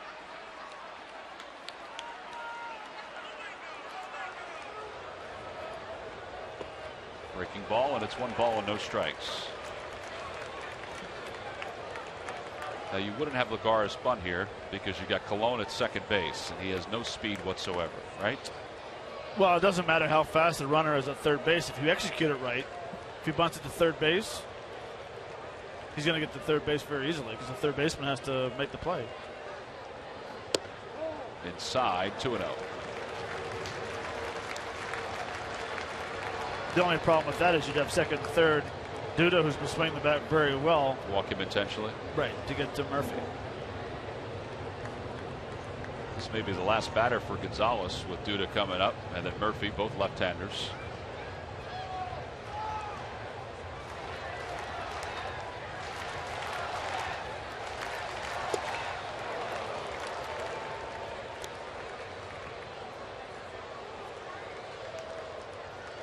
Severino has not thrown 100 pitches this year in the majors or the minor leagues. He's at 68 pitches, a lot more strikes than balls. He has 8 strikeouts this afternoon.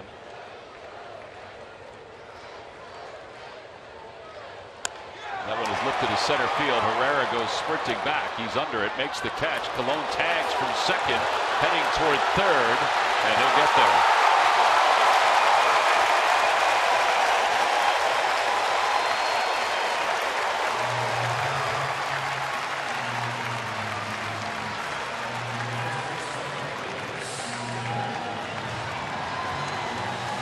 Well, the big man showing how to hit, showing how to run the bases, does a nice job coming back and tagging. Got very lucky here because Herrera missed his cutoff man, and Granderson didn't go to second base. They could have been second and third with 1 out. Instead, now they still have a double play in order. Yeah, the cutoff man was supposed to be Utley, but he overthrew him. But that throw should automatically go to second base, right, to keep the double play in order. So a pitching change. Gonzalez's day is done. Araujo is coming in with runners on first and third, and 1 man down. The Phillies and the Mets tied up at 3, but the Mets are threatening here in the bottom of the 5th.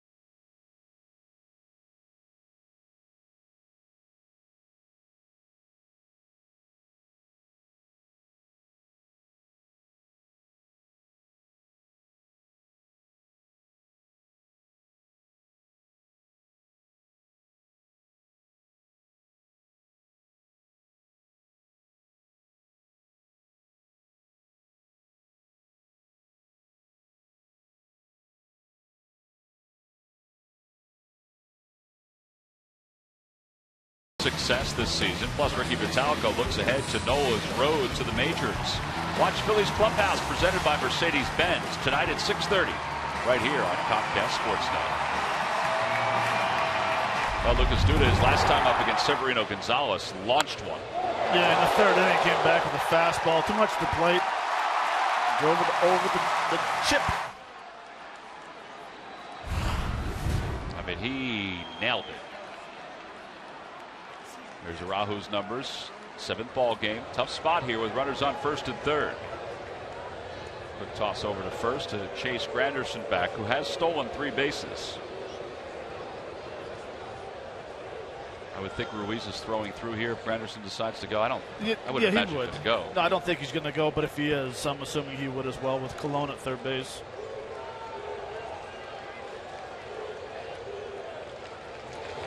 Breaking ball.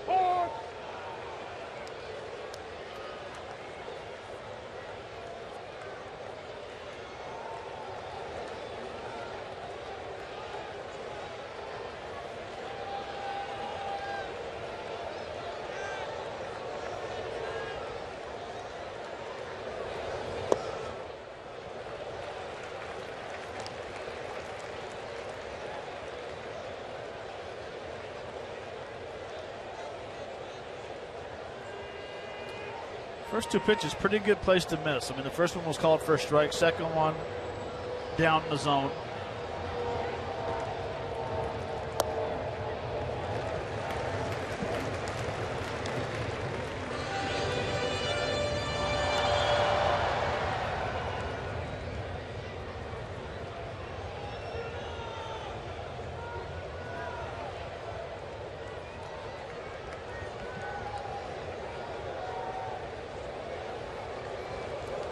Ground ball back to the box. Oh, he didn't see Colon going. He's going for 2. Right play, right time. 1-6-3 double play. And the side is retired. Araujo with a fantastic play on the glove side. That ball was hit pretty hard.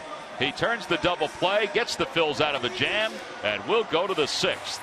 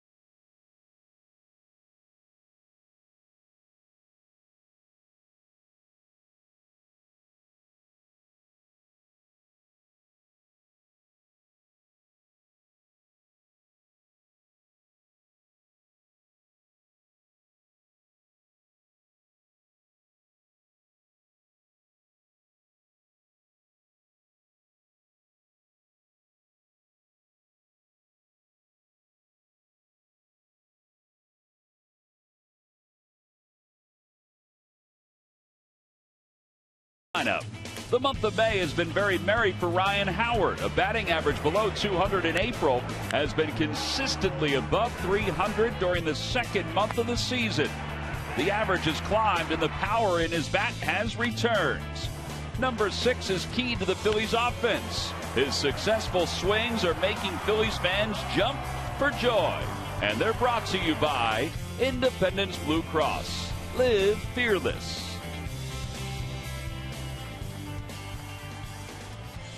Top of the 6th inning, Bartolo Colon and the Phillies are tied at 3.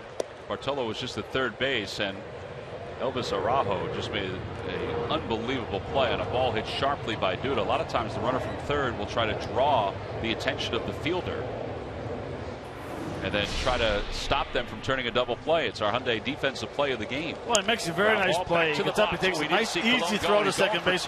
Freddie actually makes a very nice play. Strong throw to first base right there. But I mean, watch Freddie right here. It's a low throw. Makes a nice play. Good adjustment. Strong throw. And that's why it's a defensive play of the game. Brought to you by your Hyundai local dealers. Well, here's Grady Sizemore to lead it off. Sizemore is 0 for 1. And he takes high. It's 1-0. Sizemore walked his first time up and then flied out to right field, or lined out to right field.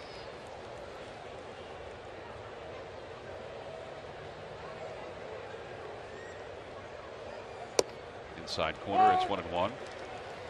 Talking about Sizemore before with that trade with the Expos and the Indians. I said, could you ever manage that Bartolo would still be pitching at this point? And he said, well, the guy's made adjustments. He's not the same pitcher he was, but it's pretty remarkable. Swing and a miss. It's 1-2. I neglected before to mention, we've told that story a number of times, but the Cliff obviously was in that trade from the Expos to the Indians too. So it was Sizemore, Cliff, Brandon Phillips, who eventually went on to the Reds. Lee Stevens also, power hitting first baseman. Swing and a miss. Sizemore struck out. 5 strikeouts for Colon. And that starts the 6th inning. 1 out. Fastball. A little bit of movement, but just wondering sometimes if left-handers that swing at a ball like that are a little late, if they're thinking inside a little much, a little bit, because he's been throwing in there so much. And that's what it is. It's a game of adjustments. He's made the adjustment. He's mixing it up, coming in once in a while, throwing fastballs away. Here's Odubel Herrera, who's hit 2 to Granderson in right field. He's just off a tick with Colon so far today.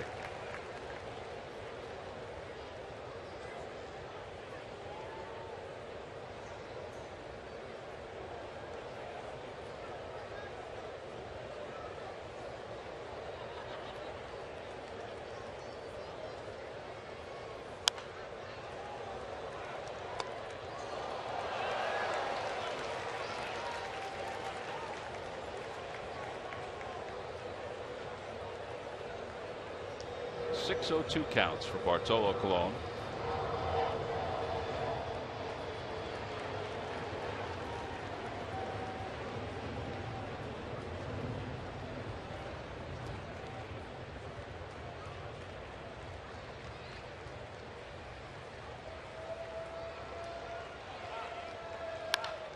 Out towards center field, and Lagares with a dust of wind coming through makes the catch for the second out.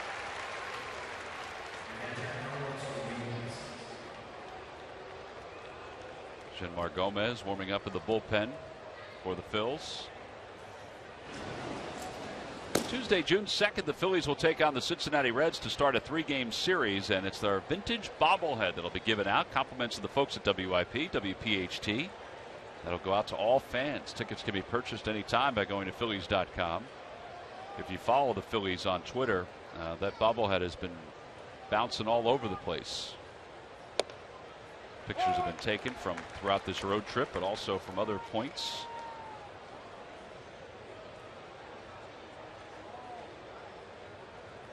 No balls, 1 strike to Ruiz. Blanco's come out of the on-deck circle to pinch hit. And Carlos fouls it away. It's 0-2.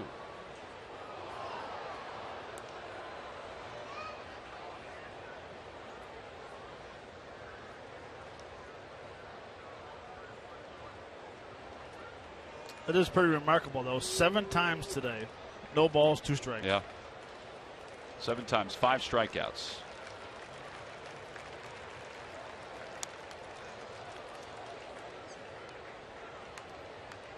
Out of those 5 strikeouts, 4 looking. 3 of them in the first inning. Yeah, right off the inside part of the hip. But you peak a little bit too early when you strike out 3 guys in the first inning because you're just setting yourself up for failure. No place to go up. Here's the 0-2 to Ruiz. And he lines it foul again.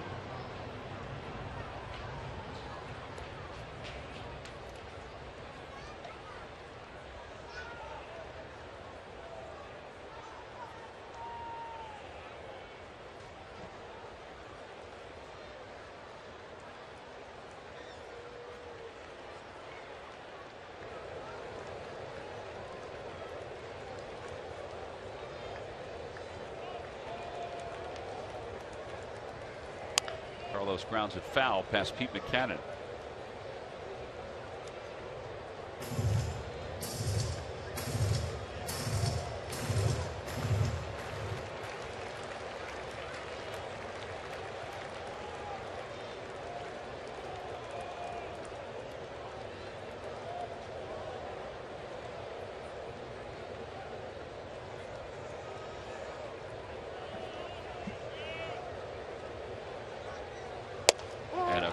Strike 3. Carlos down looking, 6 strikeouts for Colon. He retires the side in order here in the top of the 6th inning. So on to the bottom of the 6th, still tied at 3.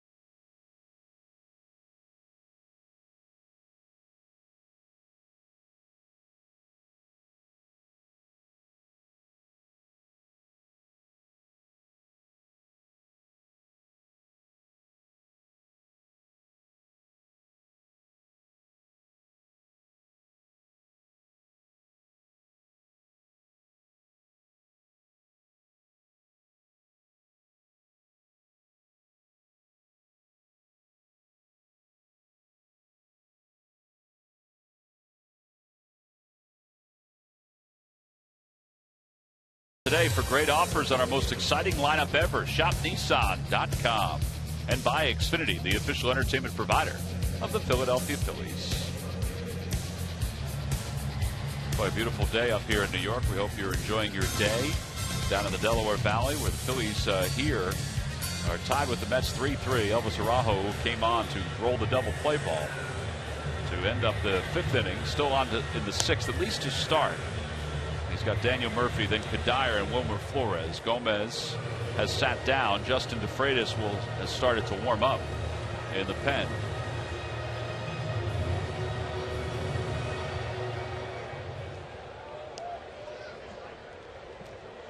Well, even some of the losses the Phillies have had recently have been entertaining games. Even yesterday's ball game, they had some opportunities to take the lead as the game moved on. And here they're tied at 3 as we begin the bottom of the 6th. Breaking ball in there. It's 0-1.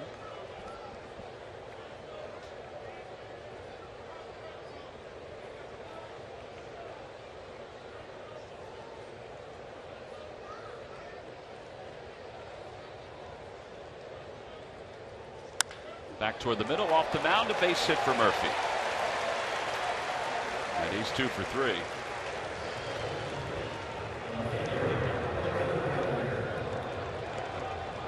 And here comes Ryan Sandberg.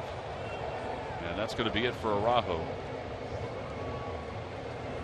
So they'll bring the righty in with nobody out here in the bottom of the 6th inning. And Daniel Murphy over at first base.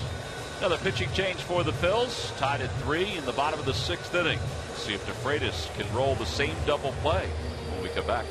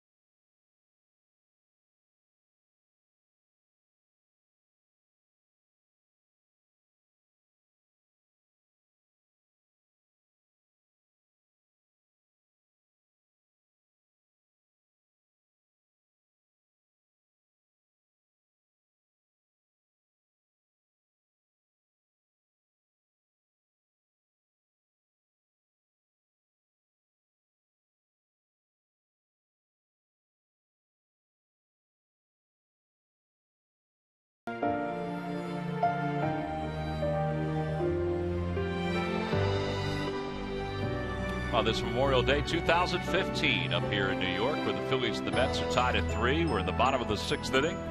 Michael Kadire is the batter with nobody out and a runner at first base. First pitch from DeFreitas is inside. 1 ball and no strikes. Memorial Day, which used to be known as Decoration Day, was first instituted back in 1868.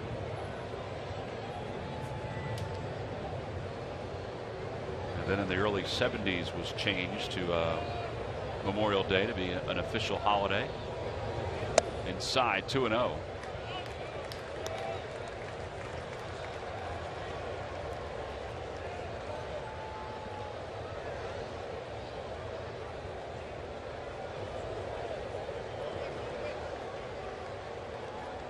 Kadire is homer today. He's 1 for 2. Struck out his first time up.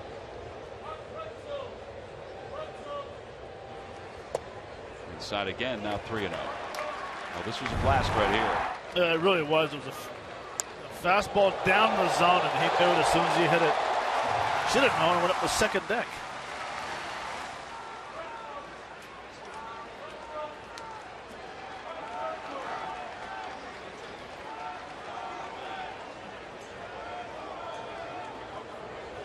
Outside, ball 4. I don't think any of those 4 pitches were close. It's surprising, though, that he would throw a 3-0 slider there. Well, that puts runners on first and second for Wilmer Flores.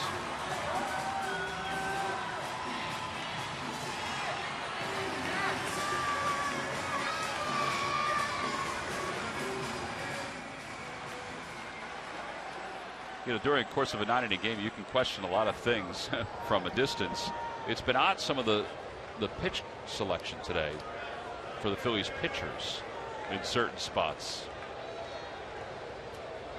They'll play the infield up, looking to turn 2.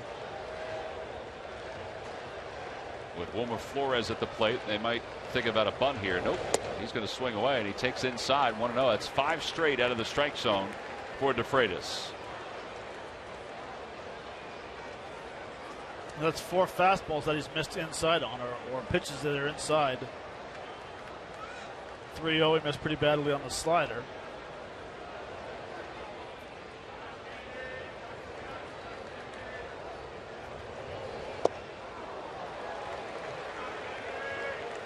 Needs a quick chat. Yeah, he needs a chat from somebody. Freddie Galvis is coming in. Ryan Howard is strolling in. Here comes Bob McClure.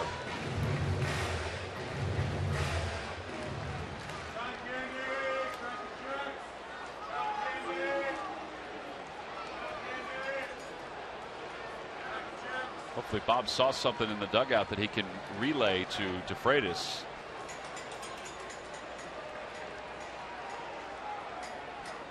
All right, Met fans, get out of your seats.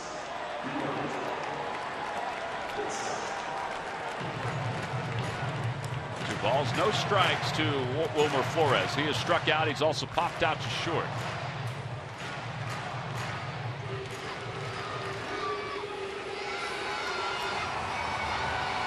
Mets have scored 1 in the first inning, 1 in the third, 1 in the fourth. And that counters the Phillies. The Phillies scored 2 in the second inning, 1 in the 5th inning.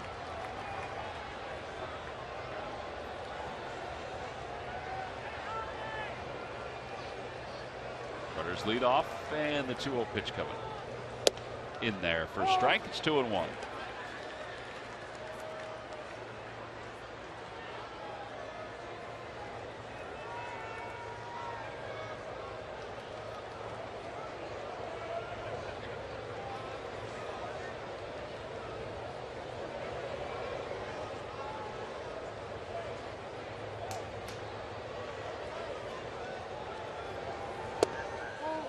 Just a bit low. It's 3 balls and 1 strike.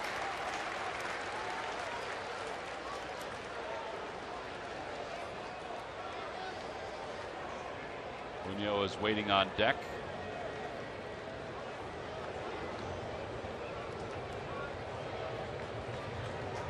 Phillies bullpen has an earned run average of 3.41 on the season.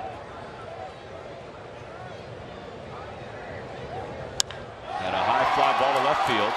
Ben Revere going back toward the fence. He cuts, and it is gone. A 3-run home run. Man, did that ball carry. And the Mets now lead it 6-3. Third home run of the day for the Mets. And for Wilmer Flores, it's his 7th of the season.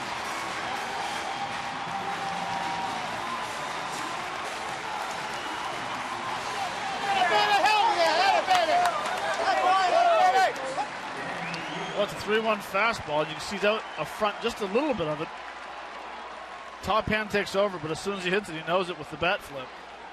And like you said, Tom, the ball is carrying today. Yeah, I don't know how he knew it. I really thought that one was going to stay in the yard, but he must have felt it off the bat, or didn't feel it off the bat.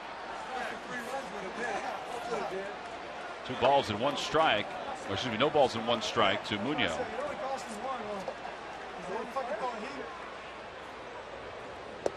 Outside, 1-1.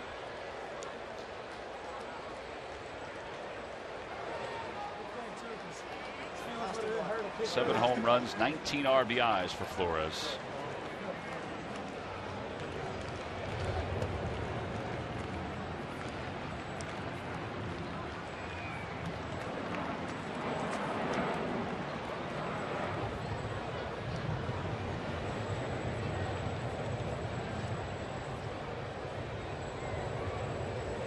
Broke his bat, popped it up toward the mound. Howard says he has it, 1 away.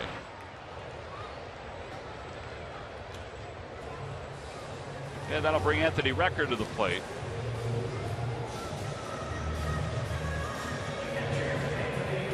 Boy, it's deflating. You know, you walk Kadire on 4 pitches,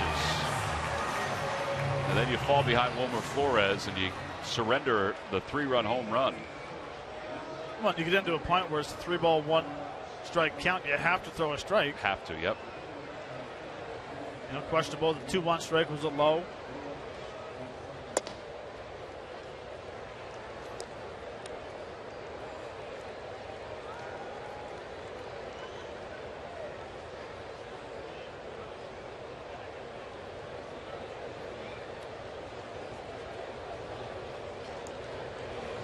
Inside again. Something's off, though. He's missing in that same spot with his fastball. Justin's ERA is ballooned to 4.30.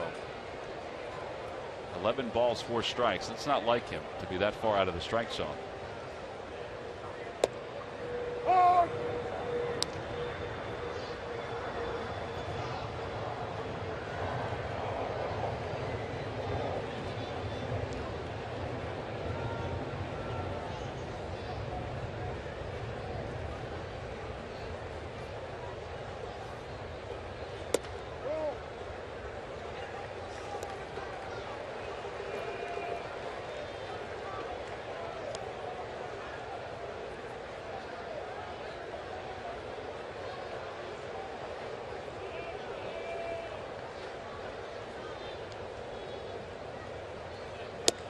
Outside, ball 4.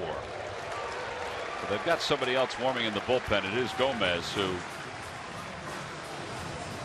I would think is going to get into this ball game pretty soon.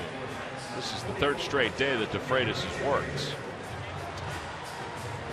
And here is John Mayberry Jr., who will pinch hit.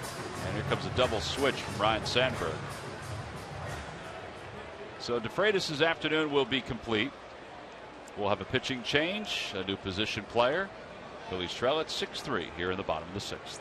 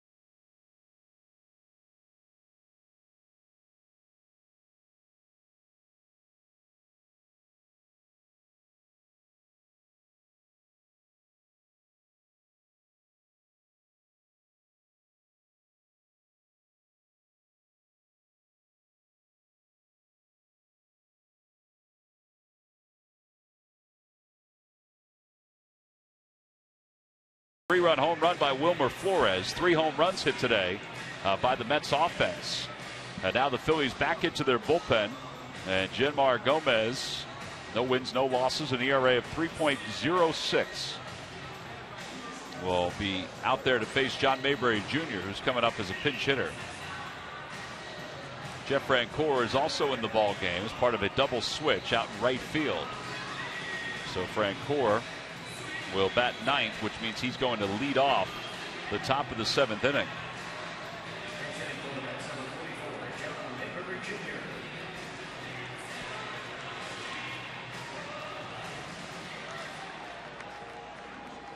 So John Mayberry Jr. will bat with 1 man down.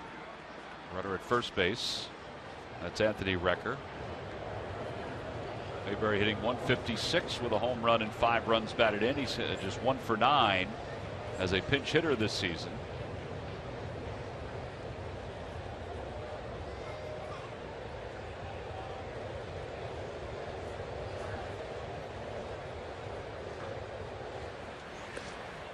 Recker not necessarily a threat to run, but Gomez tosses over just to keep him close.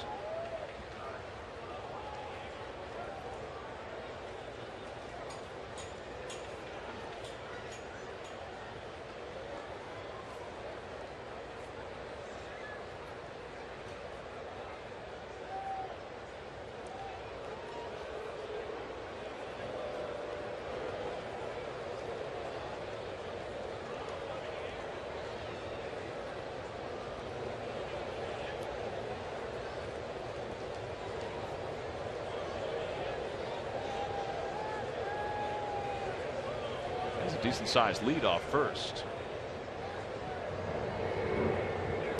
Fastball low, 1-0.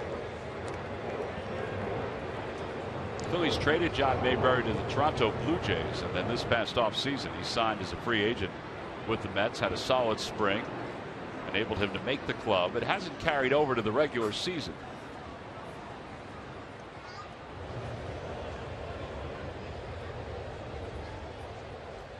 Swing and a miss. 1 ball, 1 strike. Good breaking pitch from Gomez. Very good breaking pitch, but it also carries over to spring training that you are getting a lot of playing time. You're seeing a lot of at-bats. Your timing stays on, and all of a sudden you become a pinch hitter. There's a lot of things you got to work on to stay sharp. By changing your stance. Runner does go, pitches a strike, throw to second base is not in time. Well, first stolen base of the year for Recker. And maybe he is a threat to run. Did a tremendous jump, that's for sure. See Gomez slow to home. Good jump, not much chance of Choots throwing him out.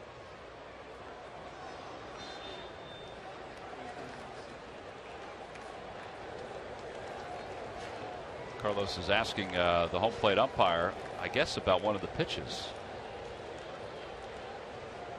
I don't know if John Mayberry may have gotten in his way at all. I don't think so. Maybe the backswing.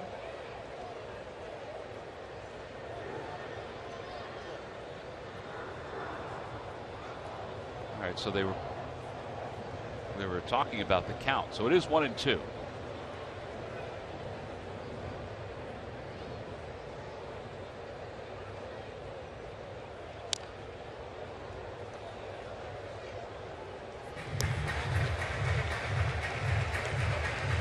Top of the order, Curtis Granderson is up next after Mayberry.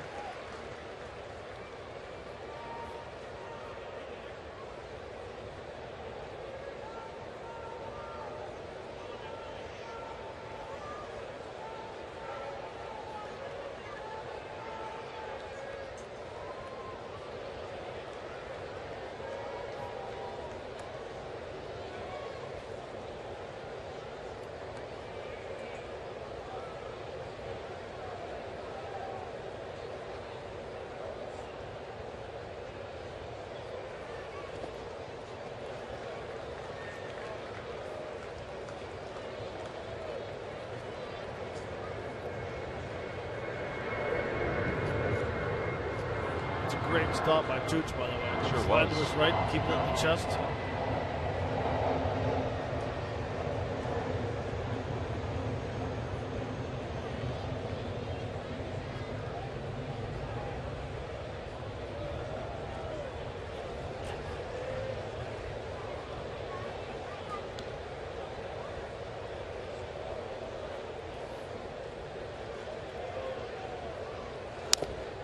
Another foul ball by Mayberry.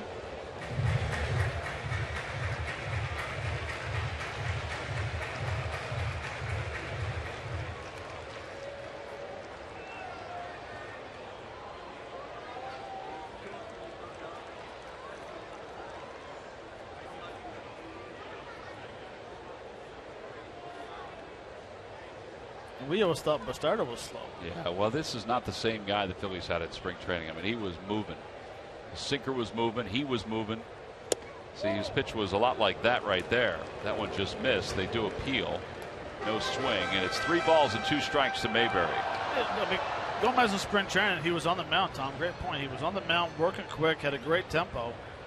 It just drains you as a defensive player because you're sitting on your heels. You're standing on your heels, but it feels like you're sitting on your heels. Yeah.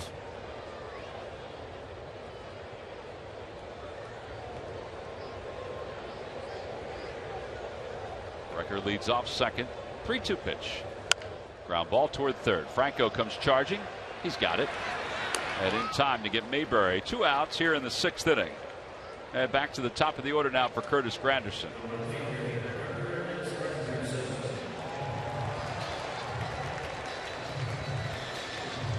Franco just signaled to see where he should go, and they're going to move him over to the right side. I would imagine we'll go back a little bit at second base. Oh, looks like he's going to stay on the dirt. Granderson's base hit today, one of his base hits, went right over Utley's head. The other one went cleanly out toward right field.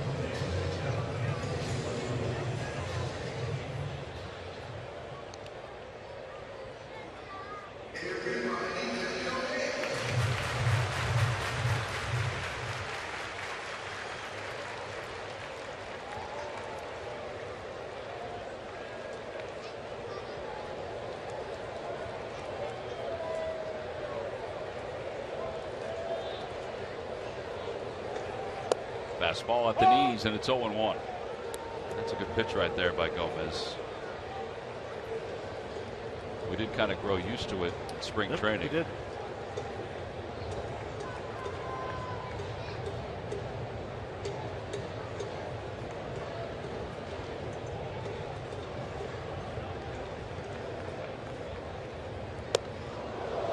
Spins him away. It's 1 ball, 1 strike.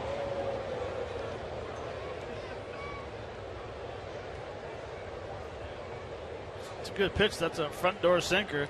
The only thing is he threw it at 93 miles an hour. That'll make you stand up pretty quick and think, okay, are they coming inside or outside next time? Yeah. You won't be diving as much.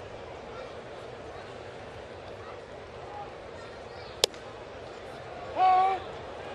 1 ball and 2 strikes. Jake Diekman will start the throw in the pen. After Lagares, it's Duda and Murphy.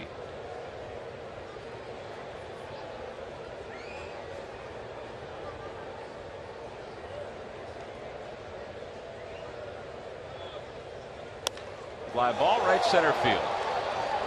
Francoeur and Herrera are there, and Odubel will make the catch, and the side is retired. But 3 runs score in the inning on a 3-run home run by Wilmer Flores. So we played 6.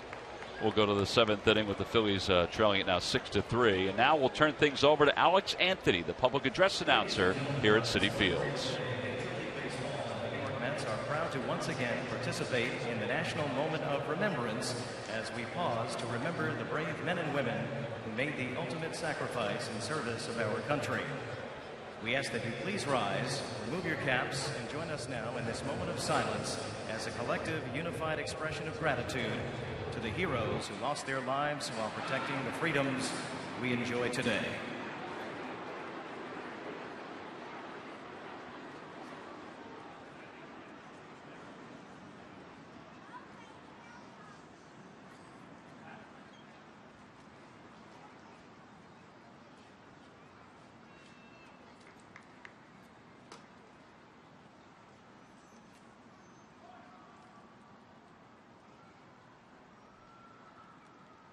Thank you.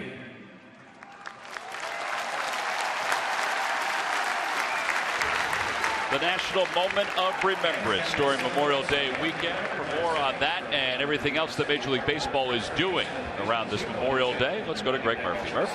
All right, Tom. I think you'll agree that Major League Baseball does a really good job in the observance of Memorial Day each and every year. This year is no different. You can see the players on the field are wearing a commemorative uniform today. It's got the camouflage numbers and names on the back, and the caps they're wearing also have a camouflage bill. And all of those will probably be auctioned off for charity. Depends on the different organizations what they'll do with those jerseys. And of course, as we just observed, the part of the National Moment of Remembrance, that moment of silence that was nationwide at just around 3 o'clock this afternoon. So Major League Baseball doing their part to remember why this day is so special and why we celebrate and remember Memorial Day each and every year, guys. Yeah, the Welcome Back Veterans Program has been a big charity for Major League Baseball over the years, while we've seen the transition from one cap on Memorial Day, on Labor Day, on 4th of July to another cap.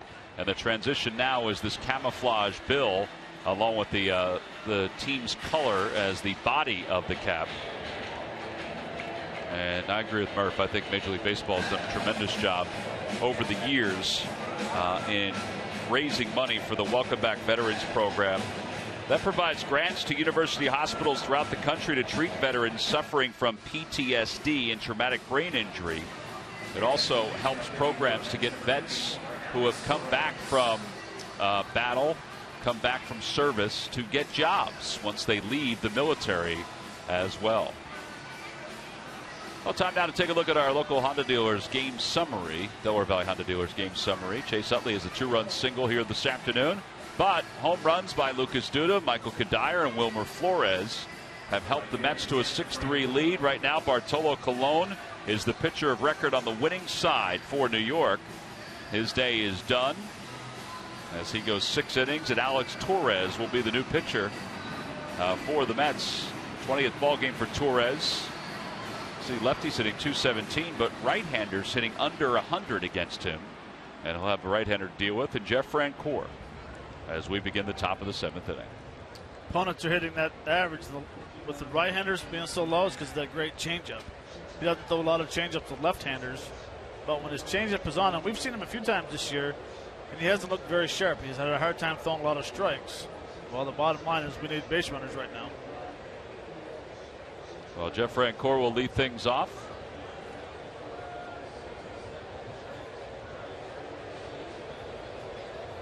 Up and away, 1 ball and no strikes.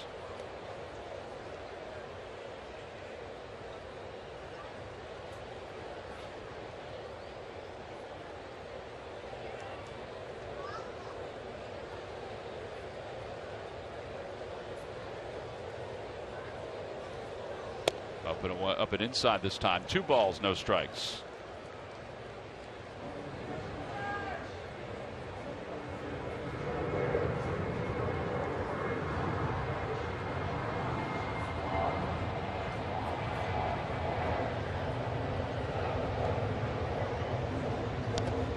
Foul ball. It's 2-1. There's the changeup right there. Yeah. Francoeur was going to say it looked like he was geared up for the fastball and got the changeup.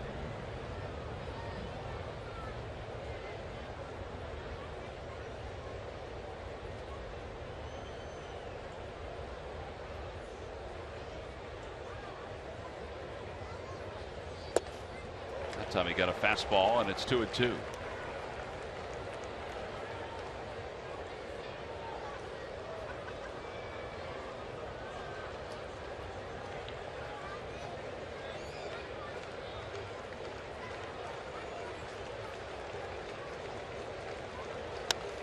Off the hands, back in front of us, and at a play, and it remains 2 balls and 2 strikes.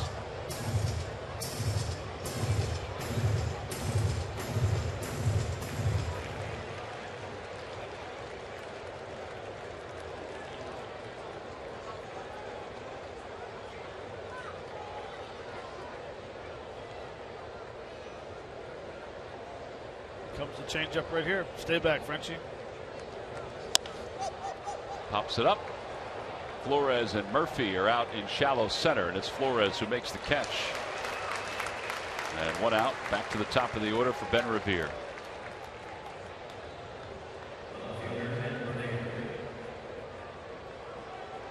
Revere struck out twice against Bartolo Colon and reached on an infield single back in the third. That was the first hit the Phillies had.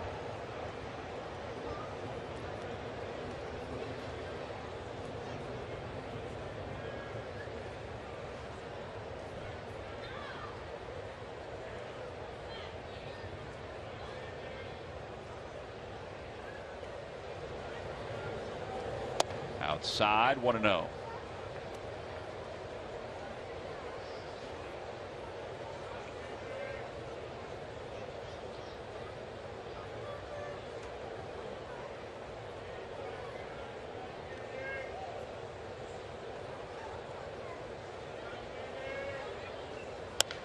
Ground ball softly to the right side. Duda has it, flips to Torres covering, and he gets to the bag in time to beat Revere. That was a really good play all the way around. Torres had to really put the Jets on to try to beat Revere to the bag. Oh, well, it's a very tough play, and what it is that Torres does a very nice job getting to first base, but it's the feed that Duda gives him. Dino, he surrounds it right here, knowing that he has the momentum going towards Torres, but it's the feed where he leads in front of him, where he doesn't have to miss stride. Good concentration, getting to the bag first just before Ben.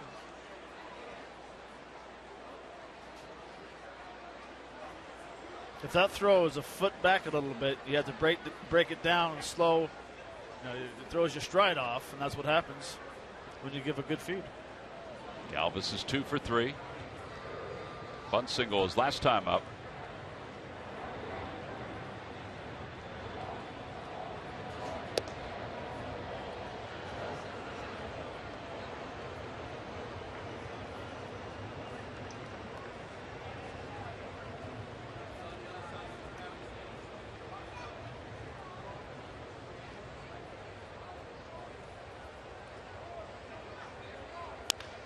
Pulled past Pete McCannon in the third base coach's box, and it's 1-1.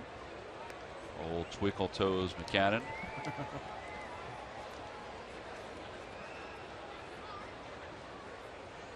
Well, it's nice to see Freddie get a couple hits here today. The double was for the second time up, and then the bunt single was last time.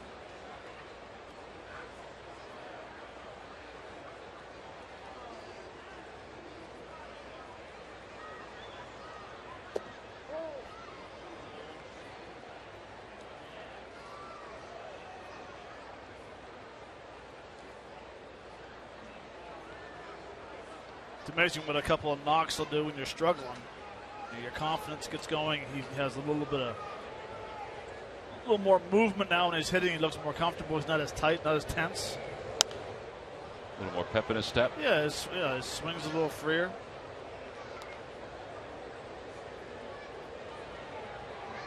And that's because you stop thinking so much. I know I've said it over and over and over. Hitters cannot think. And pitchers are not athletes.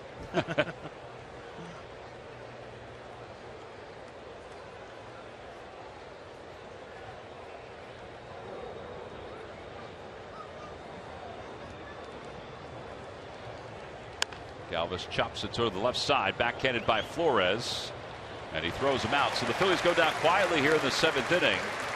That's 8 consecutive hitters retired by the Mets. So it's time to stretch here at Citi Field. We'll stay here as the USO Show Troupe is going to perform God Bless America here at Citi Field on this Memorial Day. Deirdre Donovan, Melissa Van Pelt, and Colby Lewis of the USO Show Troupe.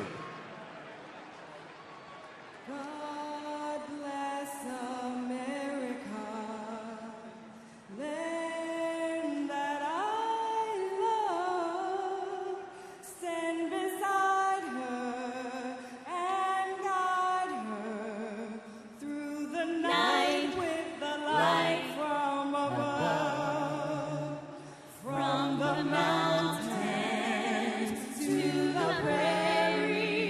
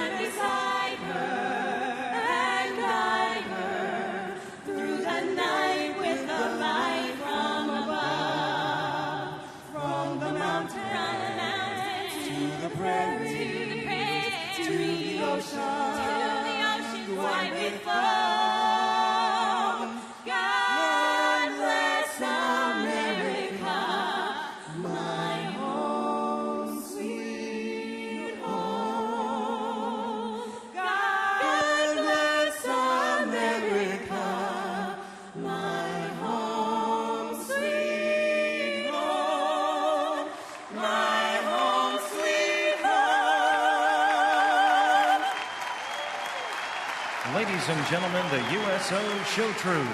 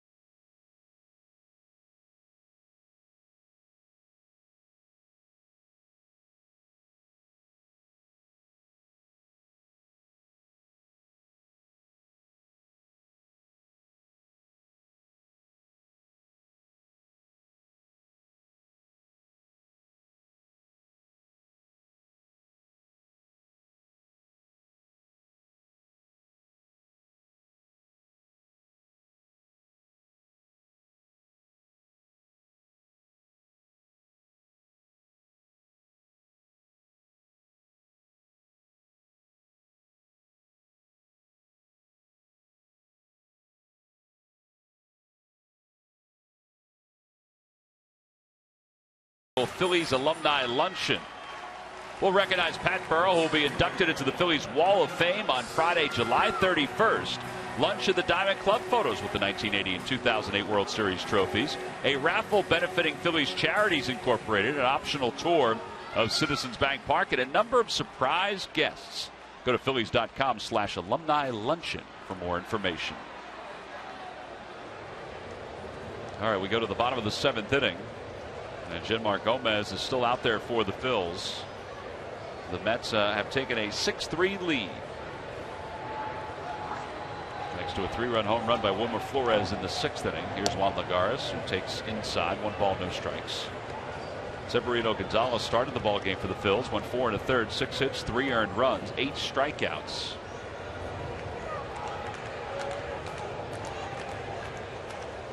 And then Araujo was charged with a run. Ground ball to shortstop. Freddie Galvis is up with it. And went out here in the 7th inning. Every time the Phillies pitchers retire the opposition 1-2-3, Comcast will make a contribution to Phillies charities. Phillies baseball is brought to you by Xfinity, the official entertainment provider of the Philadelphia Phillies.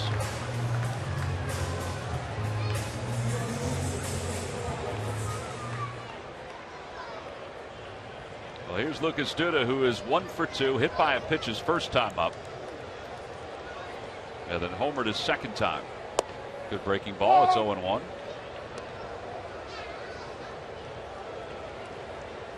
Well, Matt, not to polish this one up, but Genmar Gomez showed some pretty good things through 4 1/3. Just in a tight ball game, they didn't feel confident enough to let him go through the 5th. Wasn't a bad move at all because Araujo was able to get the double play to get out of the jam there. I mean, Gonzalez threw well. A lot of strikeouts.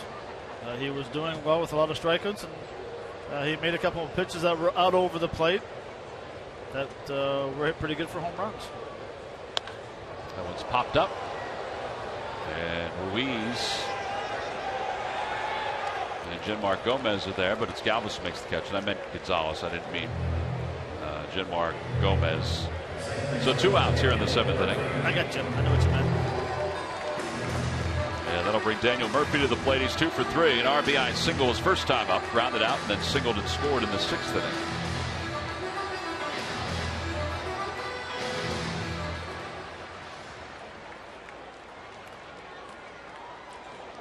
Now 24 runs batted in for Daniel Murphy.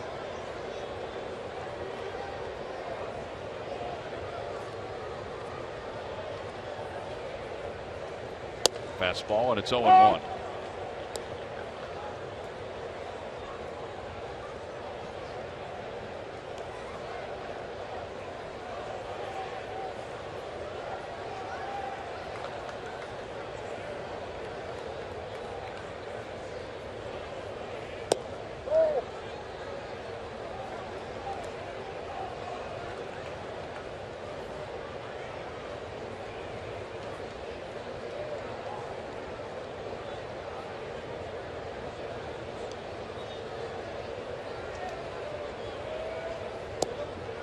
inside, 2-1. They appeal. No swing, says Toby Basner, the third base umpire.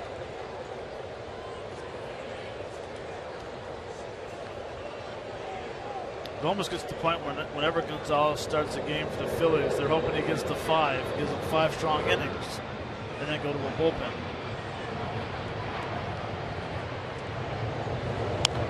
I guess there will be a point, if given a cushion, that they'll push him up toward 100 pitches. Well, you have to, because it's putting a lot of stress on your bullpen every fifth day. Yeah, you're right.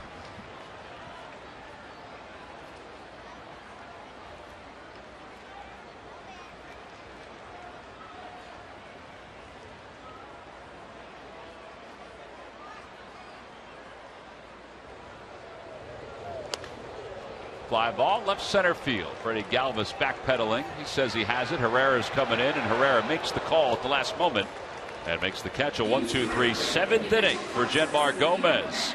We have played 7. We'll go to the 8th. The Phillies down by 3. Chase Utley to lead it off when we come back.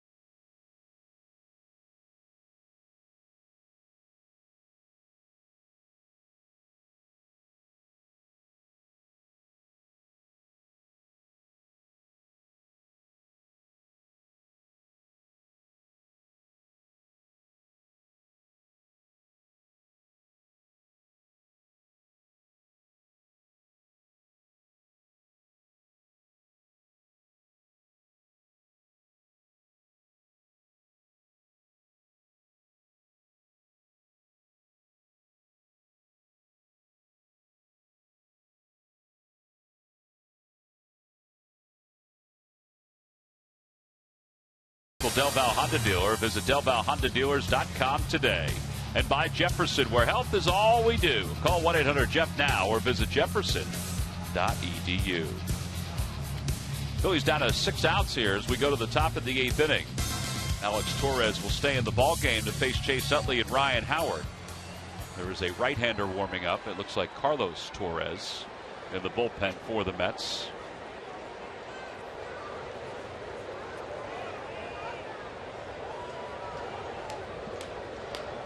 Utley has 2 hits today. He's 2 for 3. It's not Carlos, it's Hansel Robles.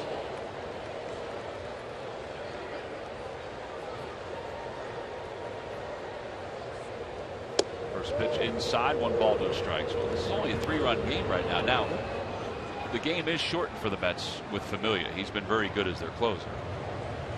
But you got a chance to get something going against a bullpen that has gone through a number of changes.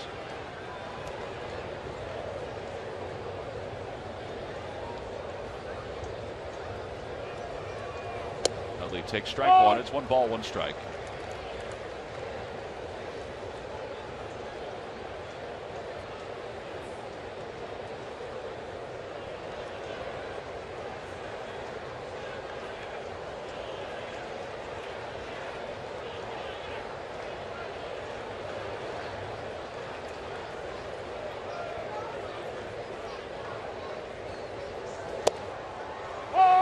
.3-mile-an-hour fastball. It's 1-2.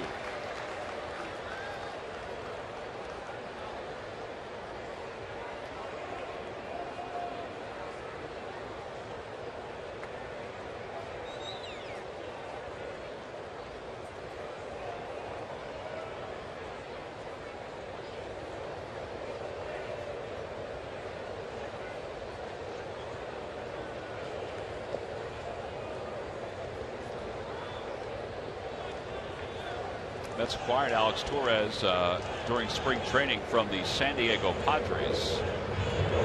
They got Torres and Jerry Blevins, who's on the disabled list, basically at the same time.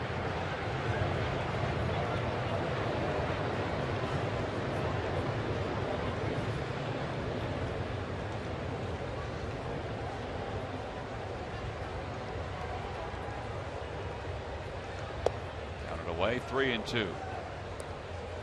It's important to get some base runners here for the Phils. With Howard on deck, Franco behind him.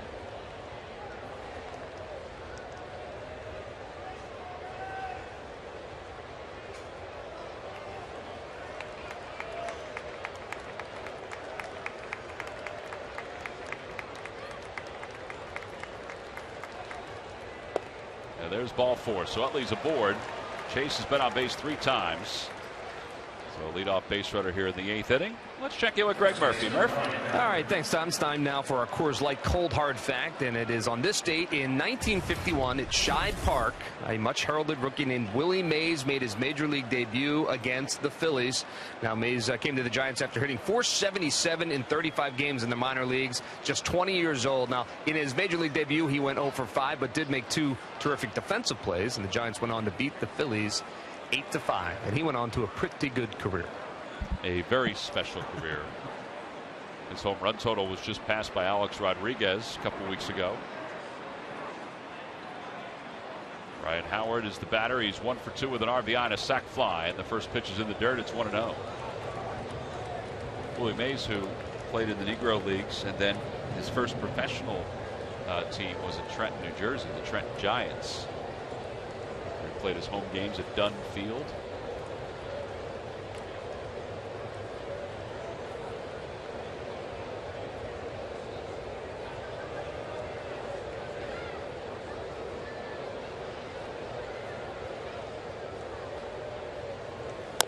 Grounder foul, and it's 1-1.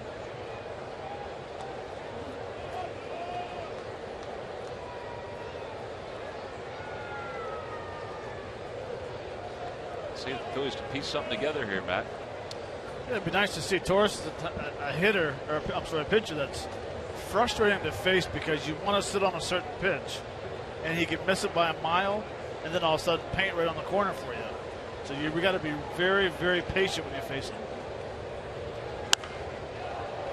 Howard hits this one toward the upper deck, and out of play, it's 1-2.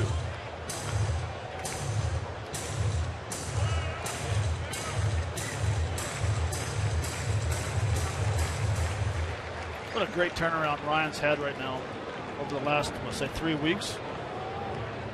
272, 10, 24. Sit safely in 10 of his last 11 games during that stretch. Fouls it back. He's right on everything. He is.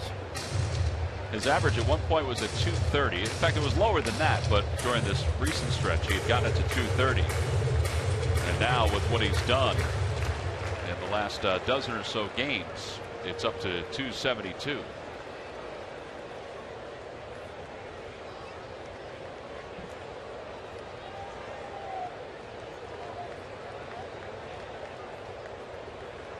Lays off and it's 2-2.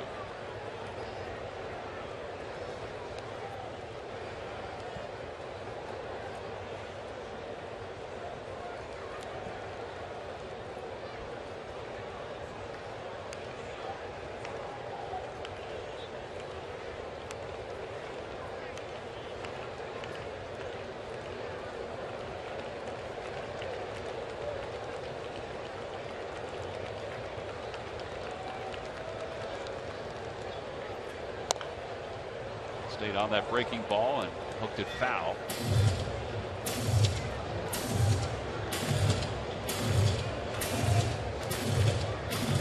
Phillies as a team during that same stretch, they're hitting just 241, but instead of being 15th in the National League, they've climbed to 12th and have teetered toward 11 the last couple of days. So there's been progress on all fronts.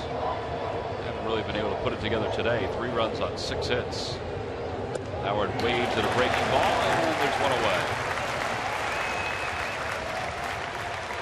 Well, that off-speed pitch puts the first out on the board.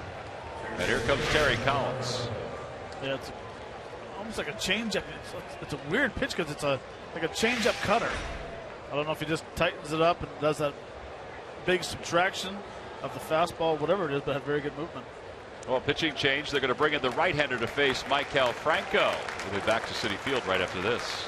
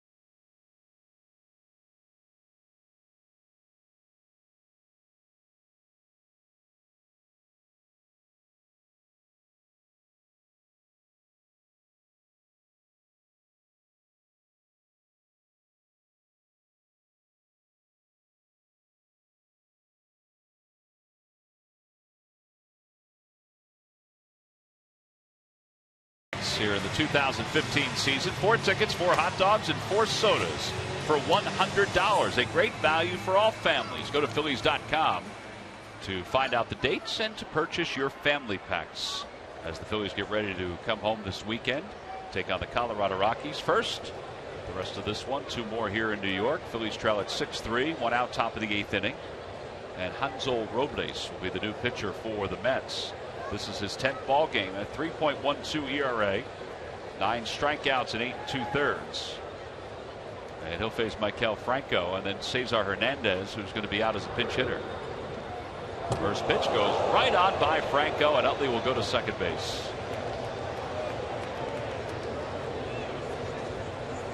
Well, that ball was 96 miles an hour, so it had a lot on it. It must have hit the right piece of cement behind home plate. Well, he has a very good fastball. You can see right here, very good fastball, not very good command. Unless that was a purpose pitch.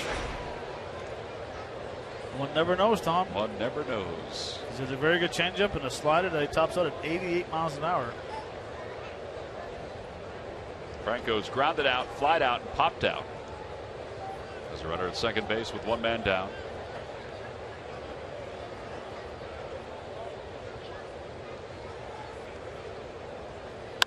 That one is lined out towards center field. Lagares is there to make the catch. Utley will tag and go to third. Well, I guess you can see by today's play a couple of reasons why he won the Gold Glove last year. I don't know if anybody gets a better jump on balls than Lagares does. I wasn't convinced of it last year, but I'm convinced of it this year. Well, and I thought he had no chance of catching this ball, but his initial first step was unbelievable. And the way they approach the ball, it's like he doesn't go back and then come in. He knows the perfect angles of going to the quickest route to where the ball's coming down. And Utley was able to go to third easily because Lagares has had a tender elbow, as we mentioned, and that's hampered his throwing. Plus, he's up by 3. So Utley's at third. Here's Cesar Hernandez.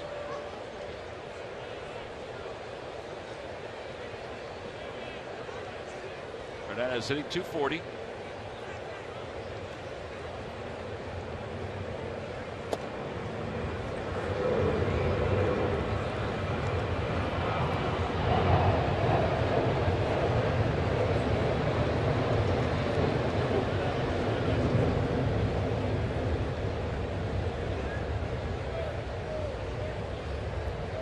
Diekman in the bullpen. Oh!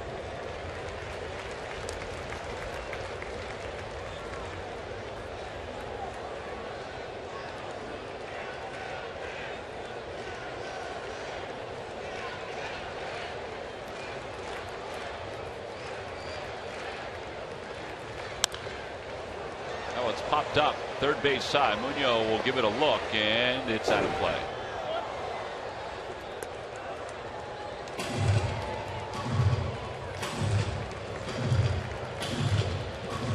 Too cool for school down there. And the youngster gets the baseball to combine with a good day where he got a T-shirt as well.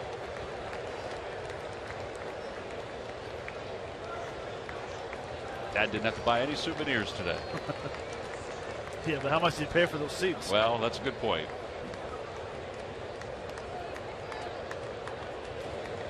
Swing and a foul tip, and Hernandez is struck out. Side is retired. Phillies leave one over at third here in the 8th inning. We'll move to the bottom of the 8th. The Phillies trail it 6-3.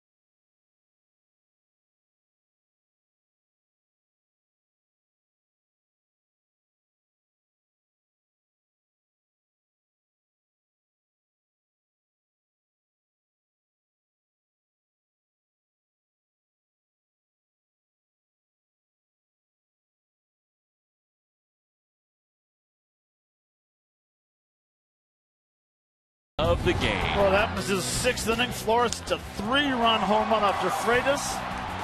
Just under the reach of Ben Rivera in left field. That's the turning point of the game right now. Made the score 6-3. That's why that's your WB Mason delivery of the game. Yeah, combine that with the fact that Bill's offense has gone kind of quiet here. They scored 2 in the 3rd, 1 in the 5th inning. Stymied by Bartolo Colon and the Mets bullpen. Here's Jake Diekman as we go to the bottom of the 8th inning. Diekman 0-1, an ERA of 8.04.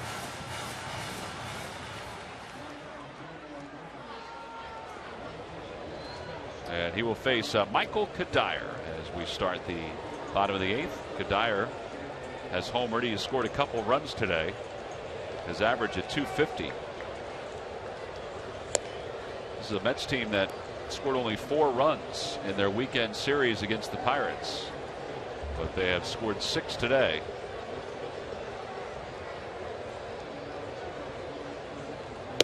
Outside 2-0.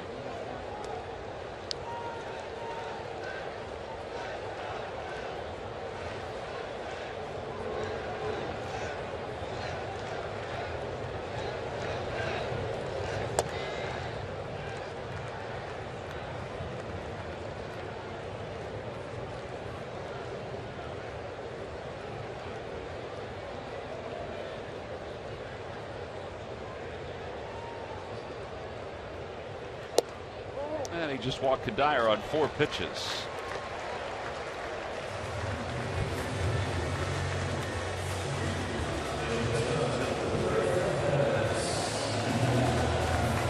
That's 5 walks now for the Phillies bullpen. After Severino Gonzalez hit one batter, but didn't walk anybody in his 4 1/3.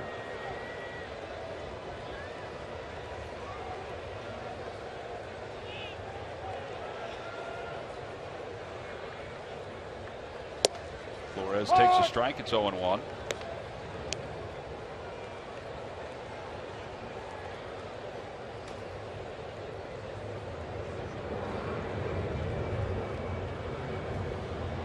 Flores hit a 3-run home run his last time up.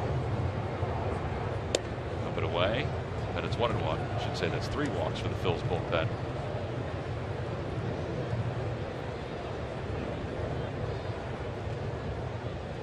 Mark Gomez did not walk anybody. It was DeFreitas who walked 2, and Diekman now has walked 1.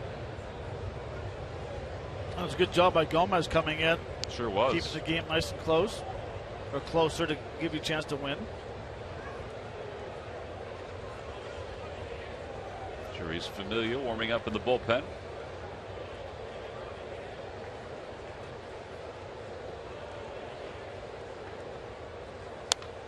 One's fouled back, and it's 1 ball and 2 strikes to Flores.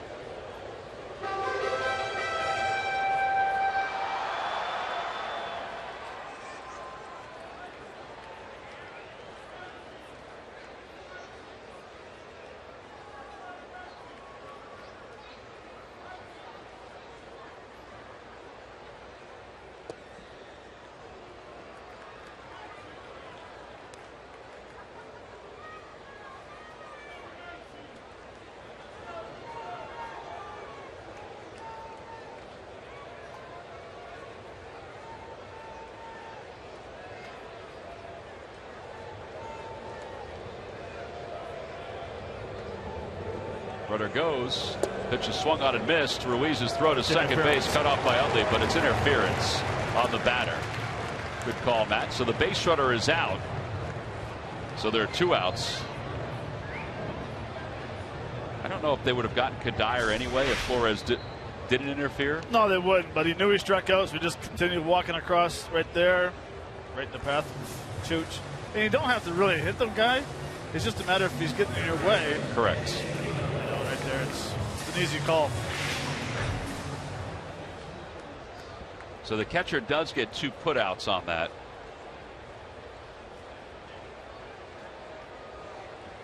And here's Munoz, who is 0 for 3. A strikeout, a ground out, a pop out, takes inside and low, 1-0. It's a break for the Phils. Now that doesn't go down as a caught stealing.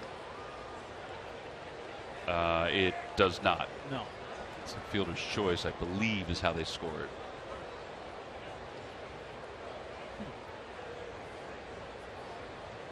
All else fails in scoring, Matt. You just put a fielder's choice. Kadire threw his hands up in the air like he knew he had an unbelievable jump and stole it very easily.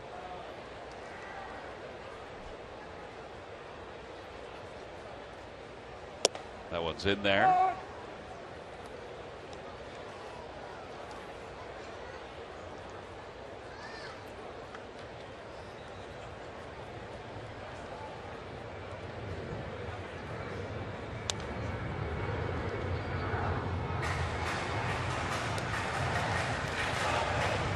Two balls, 2 strikes to Munoz.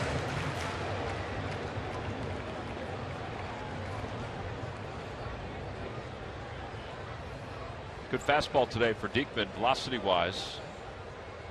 Really trying to tighten up the command of that slider.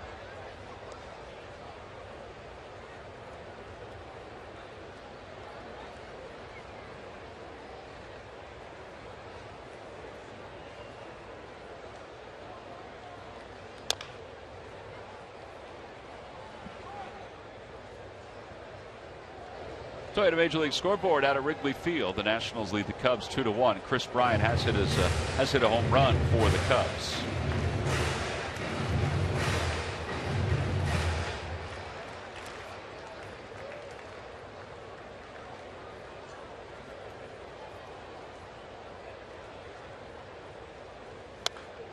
That one again fouled back to the screen.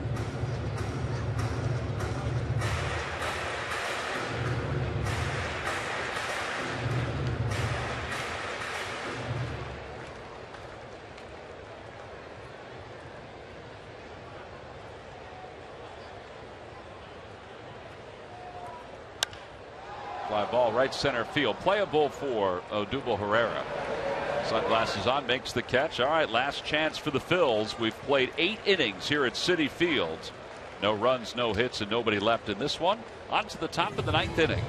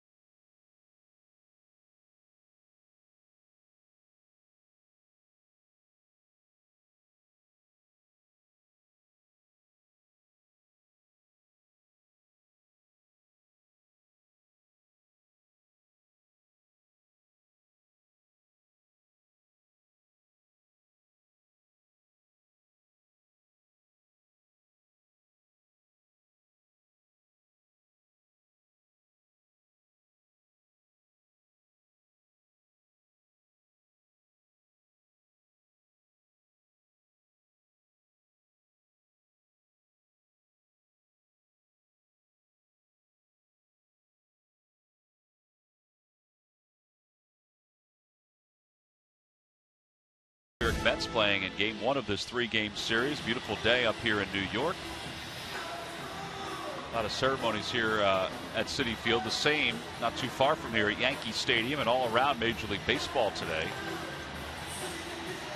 Mets lead at 6-3, and they'll turn things over to Jeurys Familia, who has been very good as the closer. 13 saves and 14 opportunities, just a 1.77 earned run average. He has finished 19 games this year for the Mets. He was the setup guy until Henry Mejia went down with an injury and then was suspended for 50 games.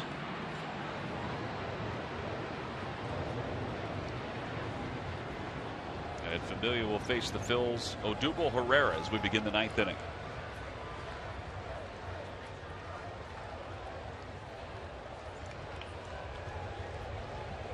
Odubel today is 0 for 3. He's lined out to right field twice, and he's flied out to center field. Trying to get something started. It's only a 3-run deficit for the Phillies. The bottom of the orders due up, but Francoeur is in the 9-hole. First pitch is outside, 1-0. Taking a strike here, Matt? Absolutely. You have to. You have to make him work, and it's the first game of the series. Even if he goes out and throws and he saves the game, make him work to be tied for the remainder of the series. But yeah, you have to make him throw strikes. Outside, 2-0. Odubel again, a helping hand. At some point, the umpire is probably going to ask him to stop doing that, if he hasn't already. Now Pete just gave the sign to take a pitch. The old traditional point to the dugout with one finger.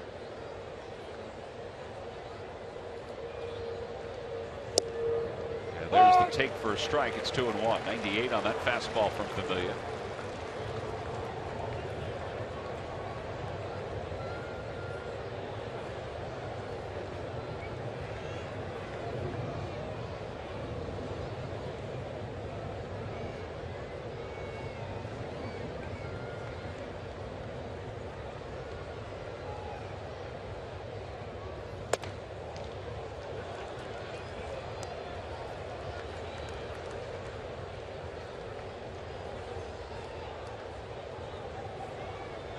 Take another one.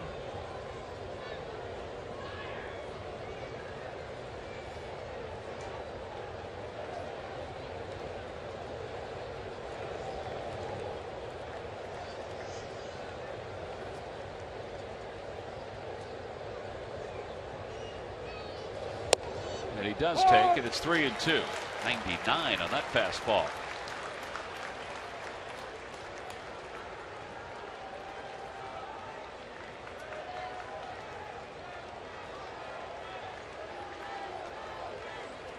Larry Vanover just said to Odubel Herrera, please step into the box.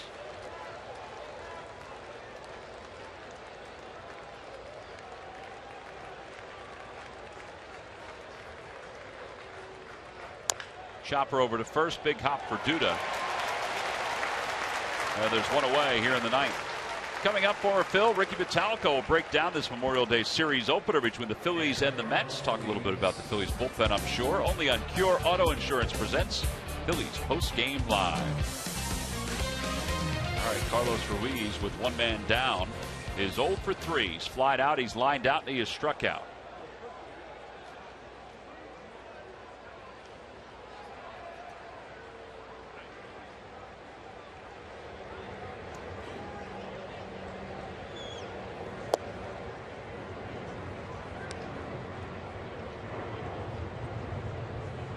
Tomorrow it'll be Jerome Williams against Jacob deGrom. 7:10 first pitch. Swing and a miss. 1 ball, 1 strike. Matt, what are you seeing from Carlos? It looks like he's lifting a little bit as he swings. Yeah, he's a little late with his start, which is causing him to drop his backside and kind of swing uphill. Like right there, he was beat before he even had a chance to react to it. Chooch is almost a better hitter when it comes with 2 strikes, because he thinks about starting early and getting the barrel through the zone and thinking right center.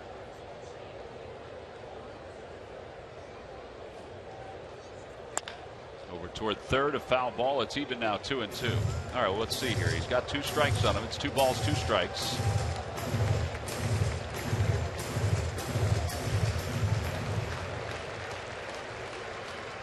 It probably bothers him that he looks up there and he sees there's a goose egg in the home run column. I watched him take batting practice today, and he was hitting a few balls out, which is a nice sign, nice thing to see.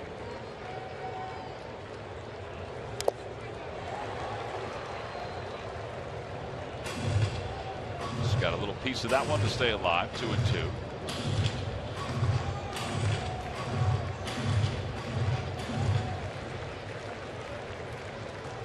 September 5th of last year, the last home run for Carlos Ruiz.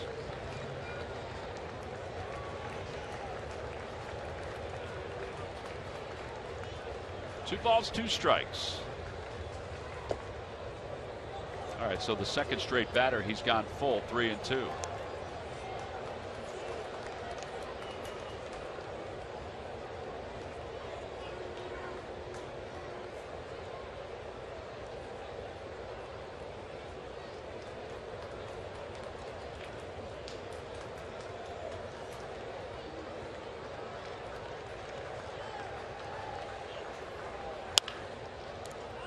That one is just foul past the third base bag.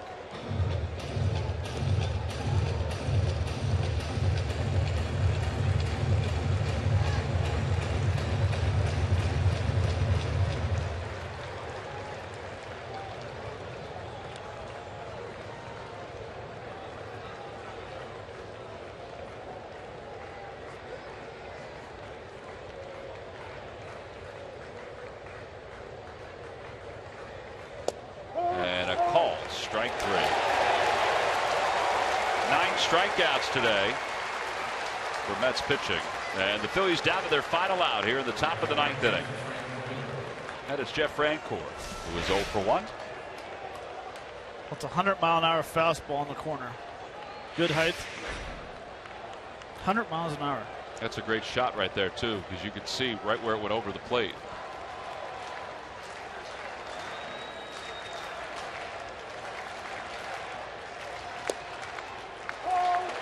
.90-mile-an-hour breaking ball.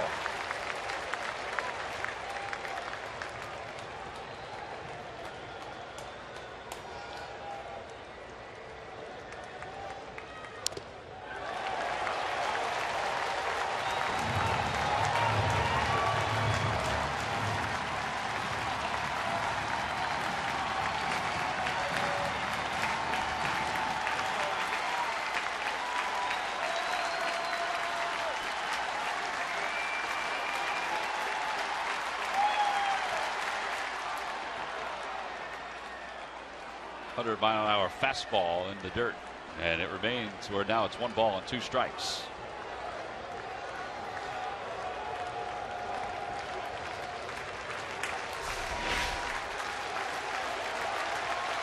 Recker has no chance. 1-2 pitch to Francoeur.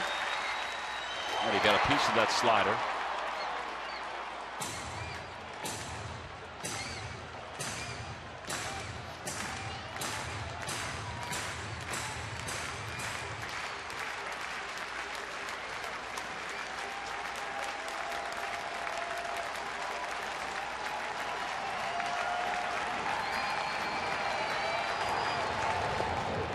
Swing and a miss. The ball gets away from Recker. Francoeur on his way to first. The throw is not in time. Duda was pulled off the bag. Duda made a heck of a play to grab that one. First base umpire Ron Culpa says that Francoeur was able to beat it.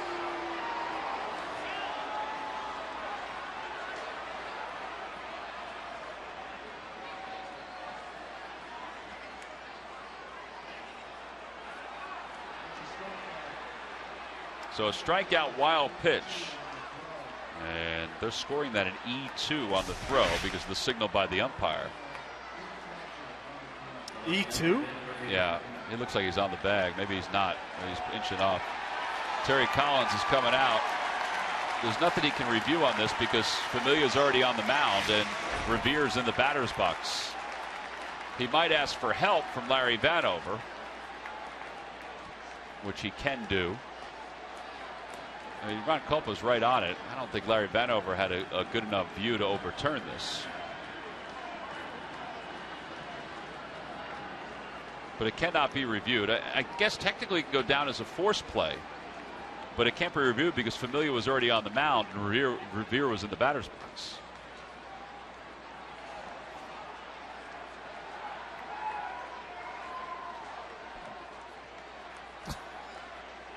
All right, they're going to confer. The umpires are. So this is where we're not. Honestly, Matt, I don't think we're sure of what they're discussing at this point because they cannot review it because the batter and the pitcher were ready to go. They can use it as a rules check if they want, but there's nothing really to check rules-wise.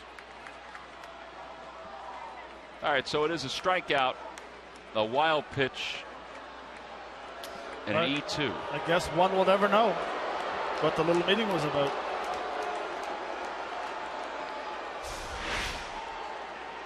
Maybe talking about it in the base path? Could have been talking about it in the base path, but he's definitely off the bag there. Yeah. Runner goes. Revere takes outside, 1-0. You know what? They probably were talking about the base path. Not sure why you'd ask the second baseman or the third baseman. They don't have a very good view over there. Now we're back at the top of the order where you need to take a strike again. Yeah, because this is 20 pitches now for Familia.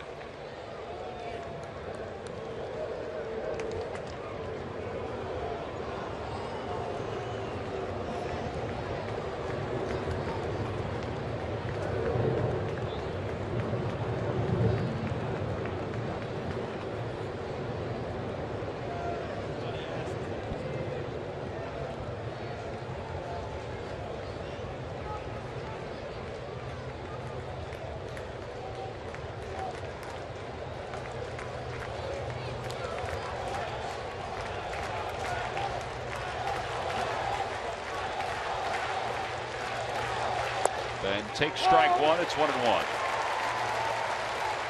Revere reached on an infield hit back in the third. He has struck out twice today.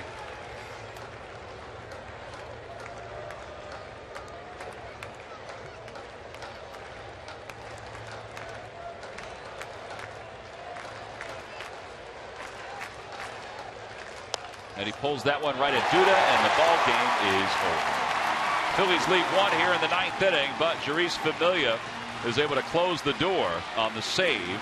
And the Mets, who had lost 3 straight to the Pittsburgh Pirates this past weekend, take game 1 of this 3-game series over the Phillies by a final score of 6-3. Well, save number 14 for Familia. And win number 7 for Bartolo Colon. He's been among the league leaders in wins the entire year despite his struggles over the last couple of outings. Wilmer Flores' 3-run home run was the difference in today's ball game, so he is our Chevrolet player of the game. 6-3 the final score. The Mets have defeated the Phils to take game 1 of this 3-game series. We'll be back to wrap it up right after this.